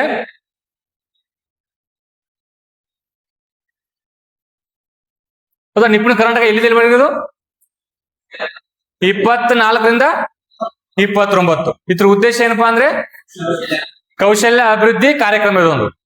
ಹೌದಾ, ಅಂದ್ರೆ ಈ ಜನರಿಗೆ ಯೂತ್ಗಳಿಗೆ ಏನಪ್ಪಾ ಅಂದ್ರೆ ಕೌಶಲ್ಯ ಅಭಿವೃದ್ಧಿ ಅಂದ್ರೆ ನೀಡುವಂತ ಟ್ರೈನಿಂಗ್ ಗಳನ್ನ ಮಾಡೋದು. ಈ ಹುದ್ದೆಗೆ ಈ ತರ ನೀನು ಮಾಡ್ಬೇಕು, ಈ ಕೆಲಸ ಮಾಡ್ಬೇಕಾದ್ರೆ ಈ ಟ್ರೈನಿಂಗ್ ನಿಂಗೆ ಇರಬೇಕು. ಅಥವಾ ಒಂದು ಎಕ್ಸಾಂಪಲ್ ಕೊಟ್ಬಿಡ್ತೀನಿ ನಿಮ್ಗೆ. ಏನಂದ್ರೆ ಈ ಪೌಲ್ಟ್ರಿ ಫಾರ್ಮೇಶನ್, ಪೌಲ್ಟ್ರಿ ಮತ್ತೆ ಇವೆಲ್ಲ ಫಾರ್ಮ್ ಗಳನ್ನ ಮಾಡ್ತಾರೆ ಗೊತ್ತಾ. ಹೌದಾ, ಇವುಗಳನ್ನ ಮಾಡ್ಬೇಕಂದ್ರೆ ಈ ತರ ಕೆಲವೊಂದು ಟ್ರೈನಿಂಗ್ ಗಳನ್ನ ಕೊಡ್ತಾರ. ಸೊ ಆ ತರ ಟ್ರೈನಿಂಗ್ ನ ನೀಡೋ ಉದ್ದೇಶ ಏನಪ್ಪಾ ಅಂದ್ರೆ ಈ ನಿಪುಣ್ ಕರ್ನಾಟಕ ಯೋಜನೆ 2024ರಿಂದ 29 ಇದ್ರ ಉದ್ದೇಶ. ರೈಟ್. ಅದಾದ್ಮೇಲೆ ನೆಕ್ಸ್ಟ್ ಏನಪ್ಪಾ ಅಂದ್ರೆ ಈ ಡಾಟಾ ಸೆಂಟರ್ ಪಾಲಿಸಿ ಅಂತ ಬರುತ್ತೆ. ಡಾಟಾ ಸೆಂಟರ್ ಪಾಲಿಸಿ ನೆನಪಿಡೋದು ಜಸ್ಟ್ ಅಷ್ಟೇ. ಡಾಟಾ ಸೆಂಟರ್ ಪಾಲಿಸಿ ಯಾವಾಗಪ್ಪ ಅಂದ್ರೆ 2022ರಿಂದ 27 ಡಾಟಾ ಸೆಂಟರ್ ಪಾಲಿಸಿ. ಇವಾಗ ಎಲ್ಲೆಲ್ಲಿ ಡಾಟಾ ಸೆಂಟರ್ ಪಾಲಿಸಿಗಳನ್ನ ಮಾಡ್ಬೇಕು ಅಂದ್ರಪ್ಪ ಅಂದ್ರೆ ಒಂದು ಬೆಂಗಳೂರು, ಮೈಸೂರು, ಒಂದು ಮಂಗಳೂರು. ಡಾಟಾ ಸೆಂಟರ್ಗಳನ್ನ ಬೆಂಗಳೂರು, ಮೈಸೂರು ಮತ್ತೆ ಮಂಗಳೂರು. ಎಲ್ಲಿಂದ ಎಲ್ಲಿವರೆಗೂ ಪಾಲಿಸಿ ಇದು 22ರಿಂದ 27. ಸ್ಟಾರ್ಟ್ಅಪ್ ಪಾಲಿಸಿ ಎಲ್ಲಿಂದ ಎಲ್ಲಿವರೆಗೂ 24ರಿಂದ 29. Next global capability centre policy ಯಾವಾಗ 24ರಿಂದ 29. 24ರಿಂದ 29. Next startup 25 to 30. ಸ್ಟಾರ್ಟ್ಅಪ್ ಏನಪ್ಪಾ 25 to 30. ಈ ನಿಪುಣ ಕರ್ನಾಟಕ ಏನಿದೆ ಇಲ್ಲಿ ಮಠ 24ರಿಂದ 29. ಇದ್ರ ಉದ್ದೇಶ ಸ್ಕಿಲ್ ಡೆವಲಪ್ಮೆಂಟ್. ಯಾವ್ದಪ್ಪ ಅಂದ್ರೆ skill development. Next data centre policy ಎಲ್ಲಿಂದ ಇಲ್ಲಿವರೆಗೂ 22 to 27. 22 to 27. ಹೌದಾ, ಎಲ್ಲೆಲ್ಲಿ ಡಾಟಾ ಸೆಂಟರ್ ಗಳನ್ನ ಸ್ಥಾಪನೆ ಮಾಡ್ಕೊಂಡು ಬಂದಾರ ಬೆಂಗಳೂರು, ಮಂಗಳೂರು, ಮೈಸೂರು. ಬೆಂಗಳೂರು, ಮಂಗಳೂರು, ಮೈಸೂರು. ಇದು ನೆನಪಿಟ್ಟು ಹೋಗ್ಬೇಕು. ಇನ್ನೆಷ್ಟು ಈ ಡಿಫೆನ್ಸ್ ಸಂಬಂಧಪಟ್ಟಂಗ ಅಂದ್ರೆ ದೇಶದ ರಕ್ಷಣೆ. ಹೌದಾ, ಏರೋಸ್ಪೇಸ್ ಅಂಡ್ ಡಿಫೆನ್ಸ್ ಪಾಲಿಸಿ ಅಂತ ಬರುತ್ತೆ. ಏರೋಸ್ಪೇಸ್ ಅಂಡ್ ಡಿಫೆನ್ಸ್ ಪಾಲಿಸಿ 2022ರಿಂದ 27. 22ರಿಂದ 27. 22ರಿಂದ 27. ಇನ್ನೆಷ್ಟು ಈ ಕೈಗಾರಿಕಾ ನೀತಿ ಬರುತ್ತೆ. ಕರ್ನಾಟಕ ಕೈಗಾರಿಕಾ ನೀತಿ ಎಲ್ಲಿವರೆಗೂ 25 to 30.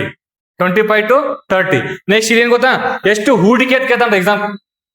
ಹೌದಾ, ಅಥವಾ ಏನು ಎಷ್ಟು ಲಕ್ಷ ಹುದ್ದೆಗಳಪ್ಪ ಅಂದ್ರೆ 20 ಲಕ್ಷ ಹುದ್ದೆಗಳು. 20 ಲಕ್ಷ ಹುದ್ದೆಗಳು. ಇವನೊಂದ್ ಕಡೆ ನೋಟ್ ಮಾಡ್ಕೊಡ್ರಿ, ಪದೇ ಪದೇ ಬ್ಯಾಟ್ ಹಾಕಿ ಗೊತ್ತಾದ ಹಂಗೊಮ್ಮೆ ನೆನಪಿಡಂಗಿಲ್ವ.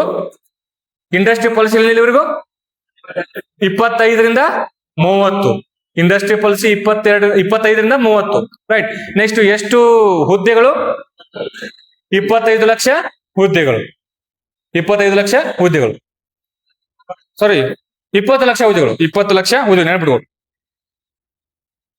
ನೆಕ್ಸ್ಟ್ ಪ್ರವಾಸೋದ್ಯಮ ನೀತಿ, ಟೂರಿಸಂ ಪಾಲಿಸಿ. ಪ್ರವಾಸೋದ್ಯಮ ನೀತಿ. ಈ ನಾ ಹೇಳ್ತಿರೋದು ಇಂಪಾರ್ಟೆನ್ಸ್ ಯಾರಿಗೆ ಅನಿಸತ್ತೆ ಅಂದ್ರೆ, ಯಾರ ಕ್ವಶನ್ ಪೇಪರ್ ನ ಬಿಡಿಸ್ತಾರಲ್ಲ ಅವ್ರಿಗೆ ಮಾತ್ರ ಇಂಪಾರ್ಟೆಂಟ್ ಅನ್ಸತ್ತೆ ಇದು. ಸುಮ್ಮನೆ ಡೈರೆಕ್ಟ್ ಇಲ್ಲಿ ಬಂದ್ ಕೂತ್ರೆ ನಿಮ್ಗೆ ಏನೋ ಹೇಳಕತ್ತ ಅನ್ಸ್ಬಿಡ್ತದೆ. ಹೌದಾ? ಪ್ರವಾಸೋದ್ಯಮ ನೀತಿ ಯಾವಾಗ ಕರ್ನಾಟಕದಿಂದ 24ರಿಂದ 29. 24ರಿಂದ 29. ನಮ್ಮ ನೆಕ್ಸ್ಟ್ ರಿವಿಷನ್ ಮಾಡೋಣ. ನೆಕ್ಸ್ಟ್ ನೆನ್ಬಿಡು.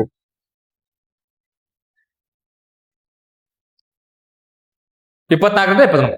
ಅದ ಒಂದ್ಸಲ ರಿವಿಷನ್ ಮಾಡ್ಬಿಡೋಣ, ಹೇಳೋನೆಲ್ಲ ನೋಡೋಣ. ಹೌದಾ? ಹೇಳ್ತೀರಾ? Next global capability centre 24 to 29. ಎಷ್ಟು ಸೆಂಟರ್ಗಳನ್ನ ಸ್ಥಾಪನೆ ಮಾಡೋದು? 500 ಸೆಂಟರ್ಗಳನ್ನ ಸ್ಥಾಪನೆ ಮಾಡೋದು. ಎಷ್ಟು ಹುದ್ದೆಗಳನ್ನ ಸೃಷ್ಟಿ ಮಾಡೋದು? ಎಷ್ಟು? 3.5 lakh. ಹೌದಾ? ನೆಕ್ಸ್ಟ್ ಅದಾದ್ಮೇಲೆ ಏನಪ್ಪಾ ಅಂದ್ರೆ ಈ ನಿಪುಣ ಕರ್ನಾಟಕ ಯೋಜನೆ ಅಂತ ಬರೋದು. ಅದಕ್ಕೆ ಉದ್ದೇಶ ಏನು? ಕೌಶಲ್ಯ ಅಭಿವೃದ್ಧಿ ಯೋಜನೆ ಇದು. ಹೌದಾ? ಎಲ್ಲಿಂದ ಇಲ್ಲಿವರೆಗೂ? 24ರಿಂದ 29. 24ರಿಂದ 29. ನೆಕ್ಸ್ಟ್ ಈ ಸ್ಟಾರ್ಟ್ಅಪ್ ಪಾಲಿಸಿ ಅಂತ ಬರುತ್ತೆ. ಸ್ಟಾರ್ಟ್ಅಪ್ ಪಾಲಿಸಿ ಎಲ್ಲಿಂದ ಇಲ್ಲಿವರೆಗೂ? 25 to 30. 25 to 30. ನೆಕ್ಸ್ಟ್ ಎಷ್ಟು ಸ್ಟಾರ್ಟ್ಅಪ್ ಗಳನ್ನ ಹುದ್ದೆಗಳನ್ನ ಸೃಷ್ಟಿ ಮಾಡೋದು? 25,000. ನೆಕ್ಸ್ಟ್ ಈ ಡಿಫೆನ್ಸ್ ಅಂಡ್ ಏರೋಸ್ಪೇಸ್ ಅಂತೇಳಿ ಒಂದು ಪಾಲಿಸಿ ತೊಂಬತ್ತು. ಯಾವಾಗ? 22ರಿಂದ 27. 22ರಿಂದ 27. ಈ ನೆಕ್ಸ್ಟ್ ಅದಾದ್ಮೇಲೆ ಏನಪ್ಪಾ ಅಂದ್ರೆ ಈ ಇಂಡಸ್ಟ್ರಿ ಪಾಲಿಸಿ ಡಿಸೈಡ್ ಮಾಡೋಣ 25ರಿಂದ 30. ಹೌದಾ? ಎಷ್ಟು ಹುದ್ದೆಗಳನ್ನ ಸೃಷ್ಟಿ ಮಾಡೋದಲ್ಲಿ? 20 ಲಕ್ಷ ಹುದ್ದೆಗಳನ್ನ ಸೃಷ್ಟಿ ಮಾಡೋದು. ನೆಕ್ಸ್ಟ್ ಅದಾದ್ಮೇಲೆ ಹೂಡಿಕೆ 7.5.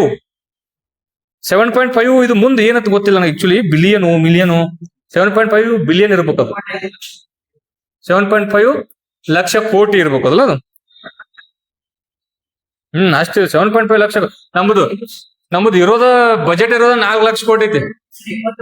7.5 ಮಿಲಿಯನ್ ಇರ್ಬೇಕು ಅದು. ಸರ್ಚ್ ಮಾಡಿ ನೋಡಪ್ಪ ಎಷ್ಟು ಬಜೆಟ್ ಇದೆ. ಬಟ್ 7.5 ಇದೆ. ಎಕನಾಮಿಕ್ ಸರ್ವೆ ಪ್ರಕಾರ ಸರ್ಚ್ ಮಾಡ್ಬೇಕಾ? ಬೇರೆ ಬೇರೆ ತೋರಿಸ್ತಾವ. ರೈಟ್. ನೆಕ್ಸ್ಟ್ ನಮ್ಮ ಕರ್ನಾಟಕ ಟೋಟಲ್ ಎಷ್ಟು ಪಂಚಾಯತ್ಗಳದಾವು? 5,946. 5,946. ಎಷ್ಟು ತಾಲೂಕ್ ಪಂಚಾಯತ್ಗಳದಾವು? 239. ನೆಕ್ಸ್ಟ್ ಅದಾದ್ಮೇಲೆ ಎಷ್ಟು ಜಿಲ್ಲಾ ಪಂಚಾಯತ್? 31 ಅದಾವು. ಹೌದಾ? 31 ಜಿಲ್ಲಾ ಪಂಚಾಯತ್ಗಳದಾವು. ಈ ನೆಕ್ಸ್ಟ್ ಅದಾದ್ಮೇಲೆ ಈ ಪರ್ ಕ್ಯಾಪಿಟಲ್ ಇನ್ಕಮ್ ಎಷ್ಟೈತೆ ಪ್ರಸ್ತುತ? 4,33,326. ಅತಿ ಹೆಚ್ಚು ಹೊಂದಿರತಕ್ಕಂಥ ಜಿಲ್ಲೆ ಯಾವುದು? ಬೆಂಗಳೂರು ನಗರ. 2ನೇದು ದಕ್ಷಿಣ ಕನ್ನಡ. 3ನೇದು ಉಡುಪಿ. ಅತಿ ಕಡಿಮೆ ಗುಲ್ಬರ್ಗ, ಯಾದಗಿರಿ, ರಾಯಚೂರು. ಗುಲ್ಬರ್ಗ, ಯಾದಗಿರಿ, ರಾಯಚೂರು. ಅತಿ ಹೆಚ್ಚು ಅತಿ ಕಡಿಮೆ ಗೊತ್ತಾಗಲಿ. ನೆಕ್ಸ್ಟ್ ಅದಾದ್ಮೇಲೆ ಅದಂದ್ರೆ ನಿಮ್ಗೆ ಗೊತ್ತಾಗೈತಿ ಇನ್ಕಮ್ ಡಿವೈಡೆಡ್ ಬೈ ಜನಸಂಖ್ಯೆ. ಹೌದಾ? ನೆಕ್ಸ್ಟ್ ಮತ್ತೆ ಡಿಸ್ಕಸ್ ಮಾಡಿದ್ವಿ ನಾವು ಎಕನಾಮಿಕ್ಸ್ ಸಂಬಂಧಪಟ್ಟಂಗ. ನೆಕ್ಸ್ಟ್ ಅತಿ ಹೆಚ್ಚು ಇನ್ಕಮ್ ಯಾವ ವಲಯದಿಂದ ಬರೋದು ಅಂತ ಹೇಳಿದ್ರು? ಸೇವಾ ವಲಯ 69% ಸಮಥಿಂಗ್. ನೆಕ್ಸ್ಟ್ ಆದ್ಮೇಲೆ 2ನೇದು ಕೈಗಾರಿಕೆ ವಲಯ 19.8. ಹೌದಾ? ನೆಕ್ಸ್ಟ್ ಆದ್ಮೇಲೆ ಕೃಷಿ ವಲಯ. ಕೃಷಿ ವಲಯದಿಂದ ಬರ್ತದೆ ಇನ್ಕಮ್. ಹೌದಾ? Economic survey as per economic survey ಪ್ರಕಾರ. ನೆಕ್ಸ್ಟ್ ಆದ್ಮೇಲೆ ಡಾಟಾ ಸೆಂಟರ್ ಪಾಲಿಸಿ ಅಂತ ಇದೆ. ಎಲ್ಲಿ ಎಷ್ಟು ಅಂತ ಹೇಳಿದೆ? ಎಲ್ಲಿಂದ ಇಲ್ಲಿವರೆಗೂ? 22ರಿಂದ 27. ಎಲ್ಲೆಲ್ಲಿ ಸ್ಥಾಪನೆ ಮಾಡೋದು ಗೊತ್ತಾ? ಬೆಂಗಳೂರು, ಮಂಗಳೂರು, ಮೈಸೂರು. ಬೆಂಗಳೂರು, ಮಂಗಳೂರು, ಮೈಸೂರು. ಹೌದಾ? ಈ ನೆಕ್ಸ್ಟ್ ಅದಾದ್ಮೇಲೆ ಪ್ರವಾಸೋದ್ಯಮ ನೀತಿ ಇಲ್ಲಿವರೆಗೂ ಇದೆ 24ರಿಂದ 29. ಪ್ರವಾಸೋದ್ಯಮ ನೀತಿ. ರೈಟ್. ಈ ನೆಕ್ಸ್ಟ್ ನೋಡಿ ಇಲ್ಲಿ ಇಂಪಾರ್ಟೆಂಟ್ ಪದೇ ಪದೇ ಎಕ್ಸಾಮ್ ಏನ್ ಕ್ವಶನ್ ಕೇಳ್ದಂಗ ಗೊತ್ತಾ?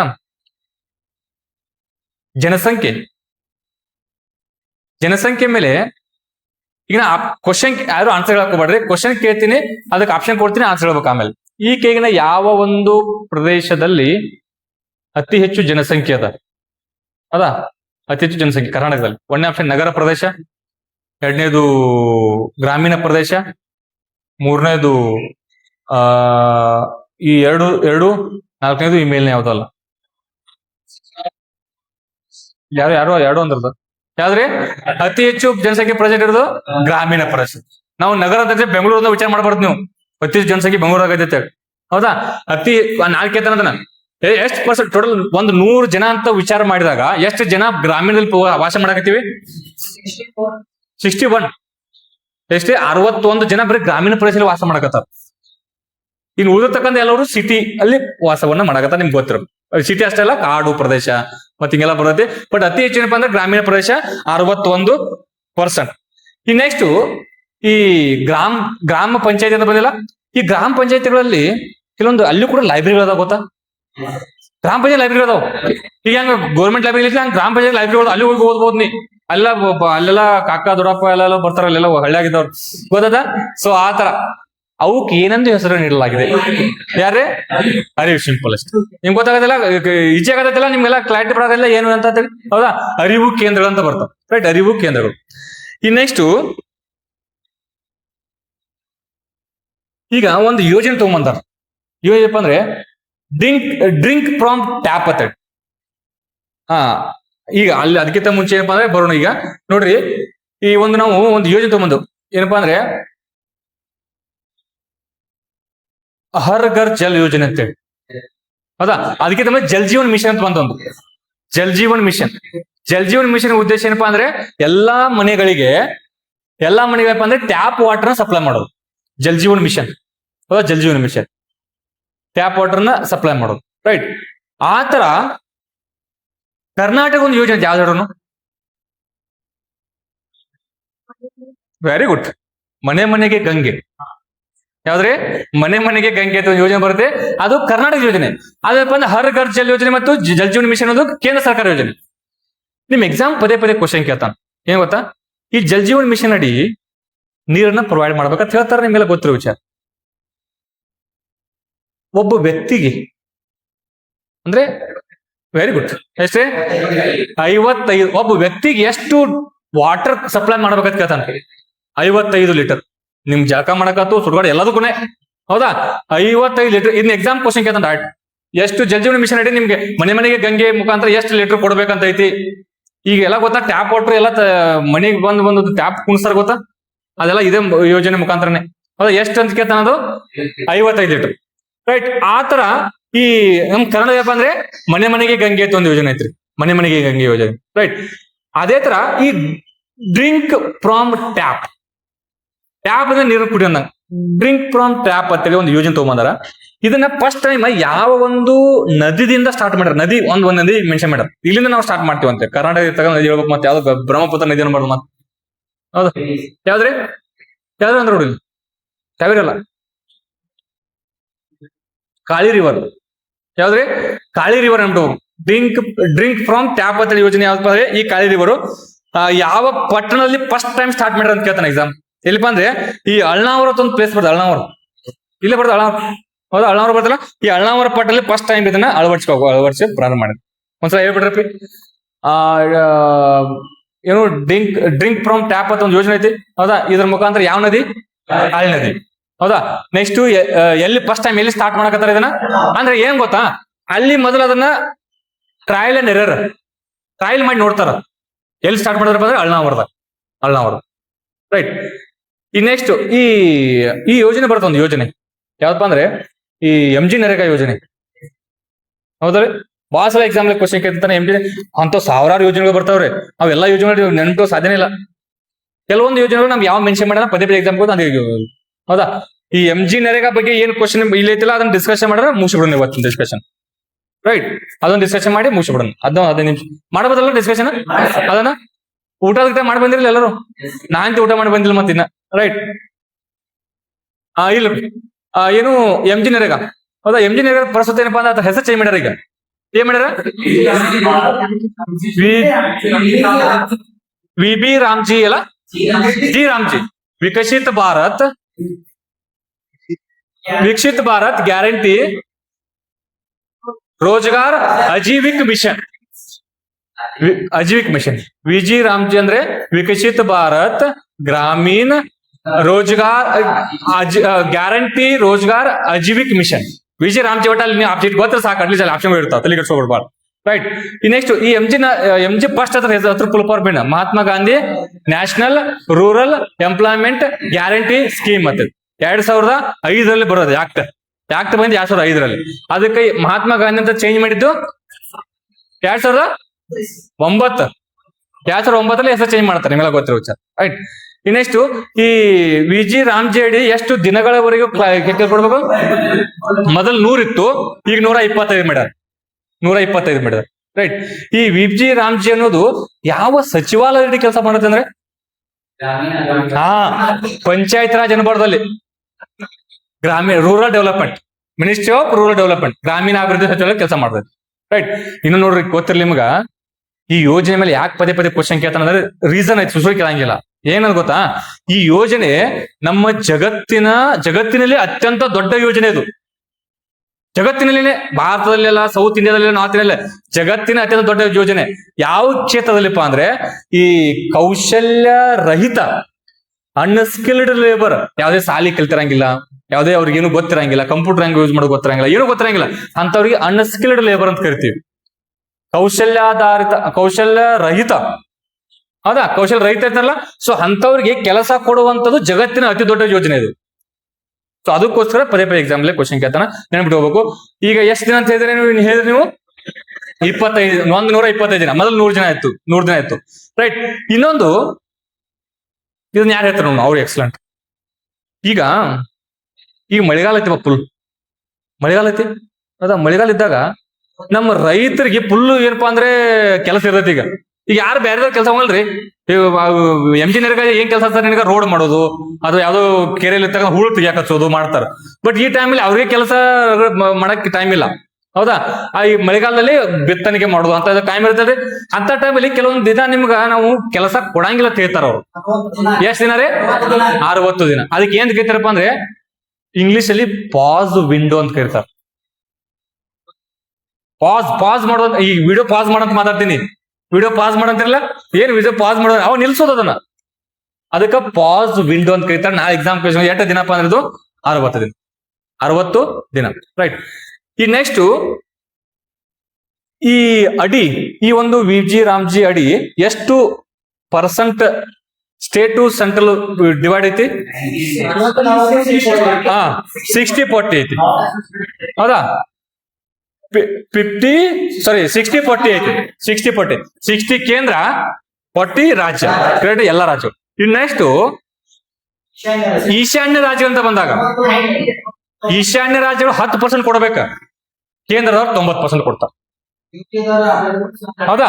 ಈ ನೆಕ್ಸ್ಟ್ ಈ ಯುನೈಟೆಡ್ ಟೆರಿಟರಿಗಳಲ್ಲ, ಅಲ್ಲಿ 100% ಫ್ರೀ ಅಂದ್ರೆ ಎಲ್ಲ ಅವ್ರು ಹಾಕ್ತಾರೆ, ಕೇಂದ್ರದವ್ರು ಹಾಕ್ತಾರೆ, ಎಲ್ಲ ಕೂಡ ಕೇಂದ್ರ ಹಾಕ್ತಾರೆ. ಇಷ್ಟು ಗೊತ್ತಾಗಲ್ಲ.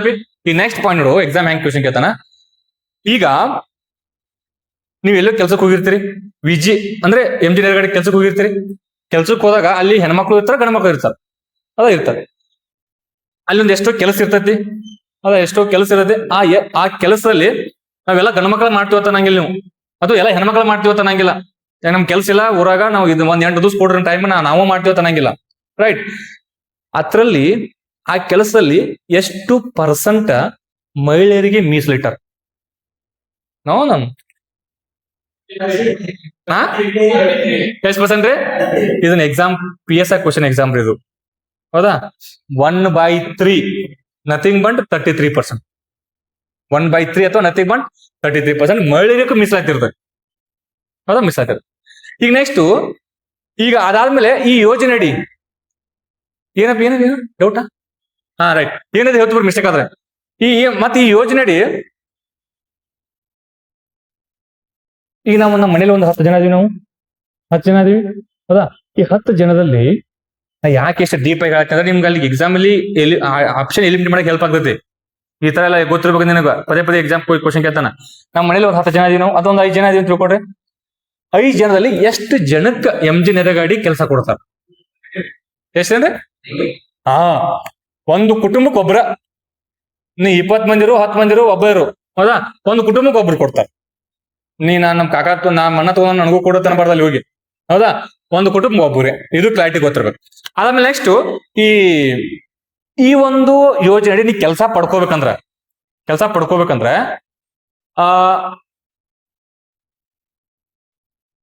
ಏನಿರ್ಬೇಕು? ಲೇಬರ್ ಕಾರ್ಡ್ ಇರ್ಬೇಕು. ಮೊದಲು ಒಂದು ಲೇಬರ್ ಕಾರ್ಡ್ ಮಾಡಿಸ್ಬೇಕು. ನೀ ಲೇಬರ್ ಕಾರ್ಡ್ ಮಾಡಿಸ್ಕೋಬೇಕು. ಹೌದಾ, ಮಾಡಿಸ್ಕೋಬೇಕು ಅಂದ್ರೆ ಮಾತ್ರ ಕೊಡ್ತಾರೆ. ಈ ನೆಕ್ಸ್ಟ್ ಏನ್ ಕ್ವಶನ್ ಕೇಳ್ತಾನೆ ಗೊತ್ತಾ ಎಕ್ಸಾಮ್? ಈಗ ಅಂತ ಲೇಬರ್ ಕಾರ್ಡ್ ಹೋಯ್ತಿ, ಎಲ್ಲ ಆಯ್ತು, ನಾ ಕೆಲಸ ಮಾಡಿ ಗೌರವ ಅನ್ನೋದಿನಿ. ಹೌದಾ, ಈಗ ಅವ್ರ ಕೆಲಸ ಕೊಡ್ಬೇಕು ನನಗ. ಎಲ್ಲ ಇದ್ದಾಗೂ ಕೂಡ ಅವರು ಕೆಲಸ ಕೊಡ್ಲಿಲ್ಲ ತಿಳ್ಕೊಡ್ರಿ ನನಗೆ. ಹೌದಾ, ನಿರುದ್ಯೋಗ ಭತ್ಯೆಯನ್ನ ಕೊಡ್ಬೇಕು. ಎಷ್ಟು ದಿನ ಆದ್ಮೇಲೆನೂ ಕೆಲಸ ಕೊಡ್ಲಿಕ್ಕೆ ನಿರುದ್ಯೋಗ ಭತ್ಯೆ ಕೊಡ್ಬೇಕು. ನೆನಪಿಡ್ಬೇಕು. 15 ದಿನ ಲೇಬರ್ ಕಾರ್ಡ್ ಪಡ್ಕೊಂಡು 15 ದಿನವರೆಗೂ ನೀ ಏನಾದ್ರು 15 ದಿನ ಆದ್ಮೇಲೆ 15 ದಿನ ಆದವರೆಗೂ ನೀನು ಕೊಡ್ಲಿಲ್ಲ ಅಂದ್ರೆ 15 ದಿನ ಆದ್ಮೇಲೆ ನಿರುದ್ಯೋಗ ಭತ್ಯೆ ಕೊಡ್ಬೇಕು. ನಿರುದ್ಯೋಗ ಭತ್ಯೆಯನ್ನ ಕೊಡ್ಬೇಕು. ಹೌದಾ, ಇದೇನಪ್ಪ ಅಂದ್ರೆ MG ನರೇಗಾ ಅಂಡರ್ ಕೆಲವೊಂದು ಇಂಪಾರ್ಟೆಂಟ್ ಗೊತ್ತಿರ್ಬೇಕು. ಈ ನೆಕ್ಸ್ಟ್ ಚೇಂಜಸ್ ಮಾಡಿದ್ದೇನು ಗೊತ್ತಾ? ಮೊದಲು ಏನ್ ಮಾಡ್ತಿದ್ರು ಅಂದ್ರೆ ಈ MG ನರೇಗಾ ಅಡಿ ಸುಮ್ನೆ ಈಗ ಯಾರೋ ಪಂಚಾಯತಿಲಿ ಒಂದು 10-15 ಜನ ಬಂದ್ರ ಅವ್ರು ಸುಮ್ನೆ ಒಂದ್ ಏನೋ ಕೆಲಸ ಹಚ್ಬಿಡು, ಸುಮ್ನೆ ಕೆಲಸ ಹಚ್ಬೇಕು, ಅವ್ರಿಗೆ ಪೇಮೆಂಟ್ ಕೊಡ್ಬೇಕು, ಅಷ್ಟೇ ಕೆಲಸ ಇರ್ತದೆ. ಅಂದ್ರೆ ಯಾವುದೇ ಪ್ರೀ ಪ್ಲಾನ್ ಇರಂಗಿಲ್ಲ. ಹೌದಾ, ಗರತ್ತು ಅಂದ್ರೆ ಇದೇ ಕೆಲಸ ಮಾಡಿಸ್ಬೇಕು, ಈಗ ನಾಳೆ ಇವ್ರು ಬಂದ್ರಂದ್ರೆ ನಾವು ಇದೇ ಕೆಲಸ ಮಾಡಿಸ್ಬೇಕು, ಹಿಂಗೆ ಮಾಡ್ಬೇಕಂತ ಇರಂಗಿಲ್ಲ. ಈಗ ನಾಳೆ ಬಂದ್ರ ಏನೋ ಒಂದು ಬತ್ತ ಏನೋ ಒಂದು ಅಲ್ಲಿ ರೂಪ ಅದನ್ನ ಹಾಡ್ರಿ ಅದು ಮಾಡಿ ಇದು ಮಾಡಿ ಅಂತಂದ್ರು.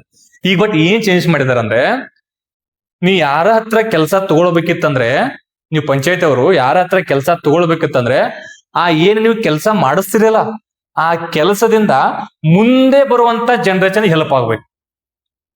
ಅರ್ಥ ಆಗತ್ತೆ? ಅಂದ್ರೆ ಯಾವುದೇ ಒಂದು ಇನ್ಫ್ರಾಸ್ಟ್ರಕ್ಚರ್ ಡೆವಲಪ್ಮೆಂಟ್ ಮಾಡ್ಬೇಕು. ಸುಮ್ನೆ ಏನೇನು ಮಾಡಿಸೋದಲ್ಲ ಅವ್ರ ಕೈಲಿ. ಮೊದಲ ಏನೇನು ಮಾಡಿಸಿದ್ರು, ಬಟ್ ಈಗ ಹಂಗ್ ಮಾಡ್ಸಕತ್ತಿಲ್ಲ. ಅಂದ್ರೆ ಈಗ ಅದಕ್ಕೆ ಏನ್ ತಗೋತಾರೆ ಇಂಗ್ಲಿಷ್ ಅಲ್ಲಿ, ನಾ ಯಾಕೆ ನಿಮ್ ತಿಳಿಯಂಗಿಲ್ಲ, ಅದಕ್ಕೆ ಡಿಮಾಂಡ್ ಬೇಸ್ಡ್ ಅಂತ.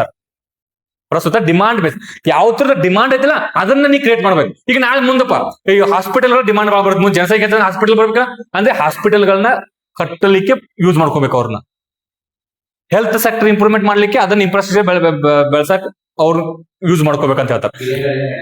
ಗಿಡಗಳು ನೆಡ್ಲಿಕ್ಕೆ ಸುಮ್ನೆ ತಲೆ ತಿಳಿದ್ ಹಚ್ಚಂಗಿಲ್ಲ. ಇನ್ ಮುಂದೆ ನೀವ್ ಏನೇ ಕೆಲಸ ಮಾಡ್ತೀರಿ ಅಂದ್ರೆ ಅದರಿಂದ ಮುಂದಿನ ಜನರೇಷನ್ ಹೆಲ್ಪ್ ಆಗ್ಬೇಕು. That is called demand based ಅಂತ ಕರೀತಾರೆ. That is what demand base. ಅರ್ಥ ಆಗತ್ತೆ ನಾ ಏನಾಗುತ್ತೆ ಹೇಳಿ? ಹೌದಾ, ಡಿಮಾಂಡ್ ಬೇಸ್ ಅಂದ್ರೆ ಏನ್ರಿ? ಇನ್ಫ್ರಾಸ್ಟ್ರಕ್ಚರ್ ಡೆವಲಪ್ಮೆಂಟ್ ಮಾಡೋದು. ಏನು ರೋಡ್ಗಳನ್ನ ಕನ್ಸ್ಟ್ರಕ್ಟ್ ಮಾಡೋದು, ಹಾಸ್ಪಿಟಲ್ಗಳನ್ನ ಕಟ್ಟೋದು, ಶಾಲೆಗಳನ್ನ ಕಟ್ಟೋದು, ಗೌರ್ಮೆಂಟ್ ಸ್ಕೂಲ್ ಇರ್ತಲ್ಲ ಗೌರ್ಮೆಂಟ್ ಸ್ಕೂಲ್ಗಳನ್ನ ಕಟ್ಟಾಕ್ ಯೂಸ್ ಮಾಡ್ಕೊಳ್ಳೋದು, ಅದಕ್ಕೆ ಡಿಮಾಂಡ್ ಬೇಸ್ ಅಂತ ಕರೀತಾರೆ. ಸೊ ಇದನ್ನ ಎಕ್ಸಾಮ್ ಅಲ್ಲಿ ಪದೇ ಪದೇ ಕ್ವಶನ್ ಅನ್ನ ಕೇಳ್ತಾ ಇರ್ತಾನ, ಇದನ್ನ ನೀವು ನೆನಪಿಟ್ಕೊಳ್ರಿ. ಹೌದಾ, ಆತರ MG ನರೇಗಾ ಅಂಡರ್ ಯಾರಿಗೆ ಗೊತ್ತ ಪ್ರಸ್ತುತ ನಮ್ ಕರ್ನಾಟಕದವ್ರು ಎಷ್ಟು ಅಮೌಂಟ್ ಕೊಡಕತ್ತಾರ? 300 ಕರೆಕ್ಟ್ ಐತಲ್ಲ 382 ರೂಪಾಯಿ. ಇದನ್ನ ಈಗ ಹೆಚ್ಚಿಗೆ ಮಾಡ್ರಿ ಅದನ್ನ.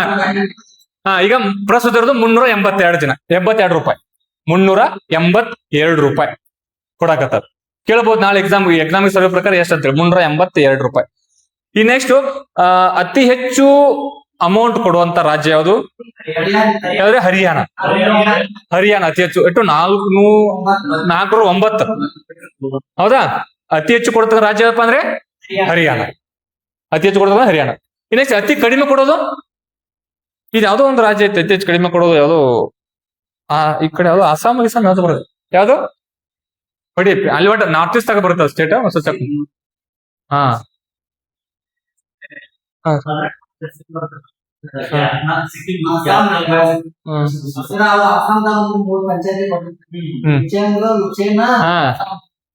ಅಸ್ಸಾಂ ಏನ್ ಗೊತ್ತಾ? ಅತಿ ಹೆಚ್ಚು ಏನ್ ಗೊತ್ತಾ ಕಾನ್ಸೆಪ್ಟ್? ಅತಿ ಹೆಚ್ಚು ಯಾವ್ದಂತ ಹೇಳಿದ್ರೆ ನೀವು ಹರಿಯಾಣ ಅಂತ ಹೇಳಿದ್ರಿ.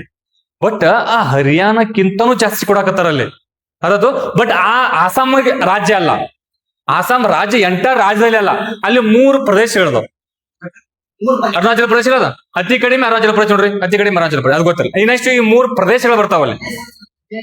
ಅದೇ ಪ್ರದೇಶ ಪಂಚಾಯತಿ ಅಂದ್ರೆ ಆ ಪ್ರದೇಶಕ್ಕೊಂದು ಪಂಚಾಯತಿ ಇರ್ತೈತಿ. ಅರ್ಥ? ಇವ್ ನಾವು ನಮ್ದು ಯಾವ್ದು ವರ್ಡ್ ಹಂಗೆ ಯೂಸ್ ಮಾಡೋ ಪಂಚಾಯತಿ. ಅವು ಯಾವ?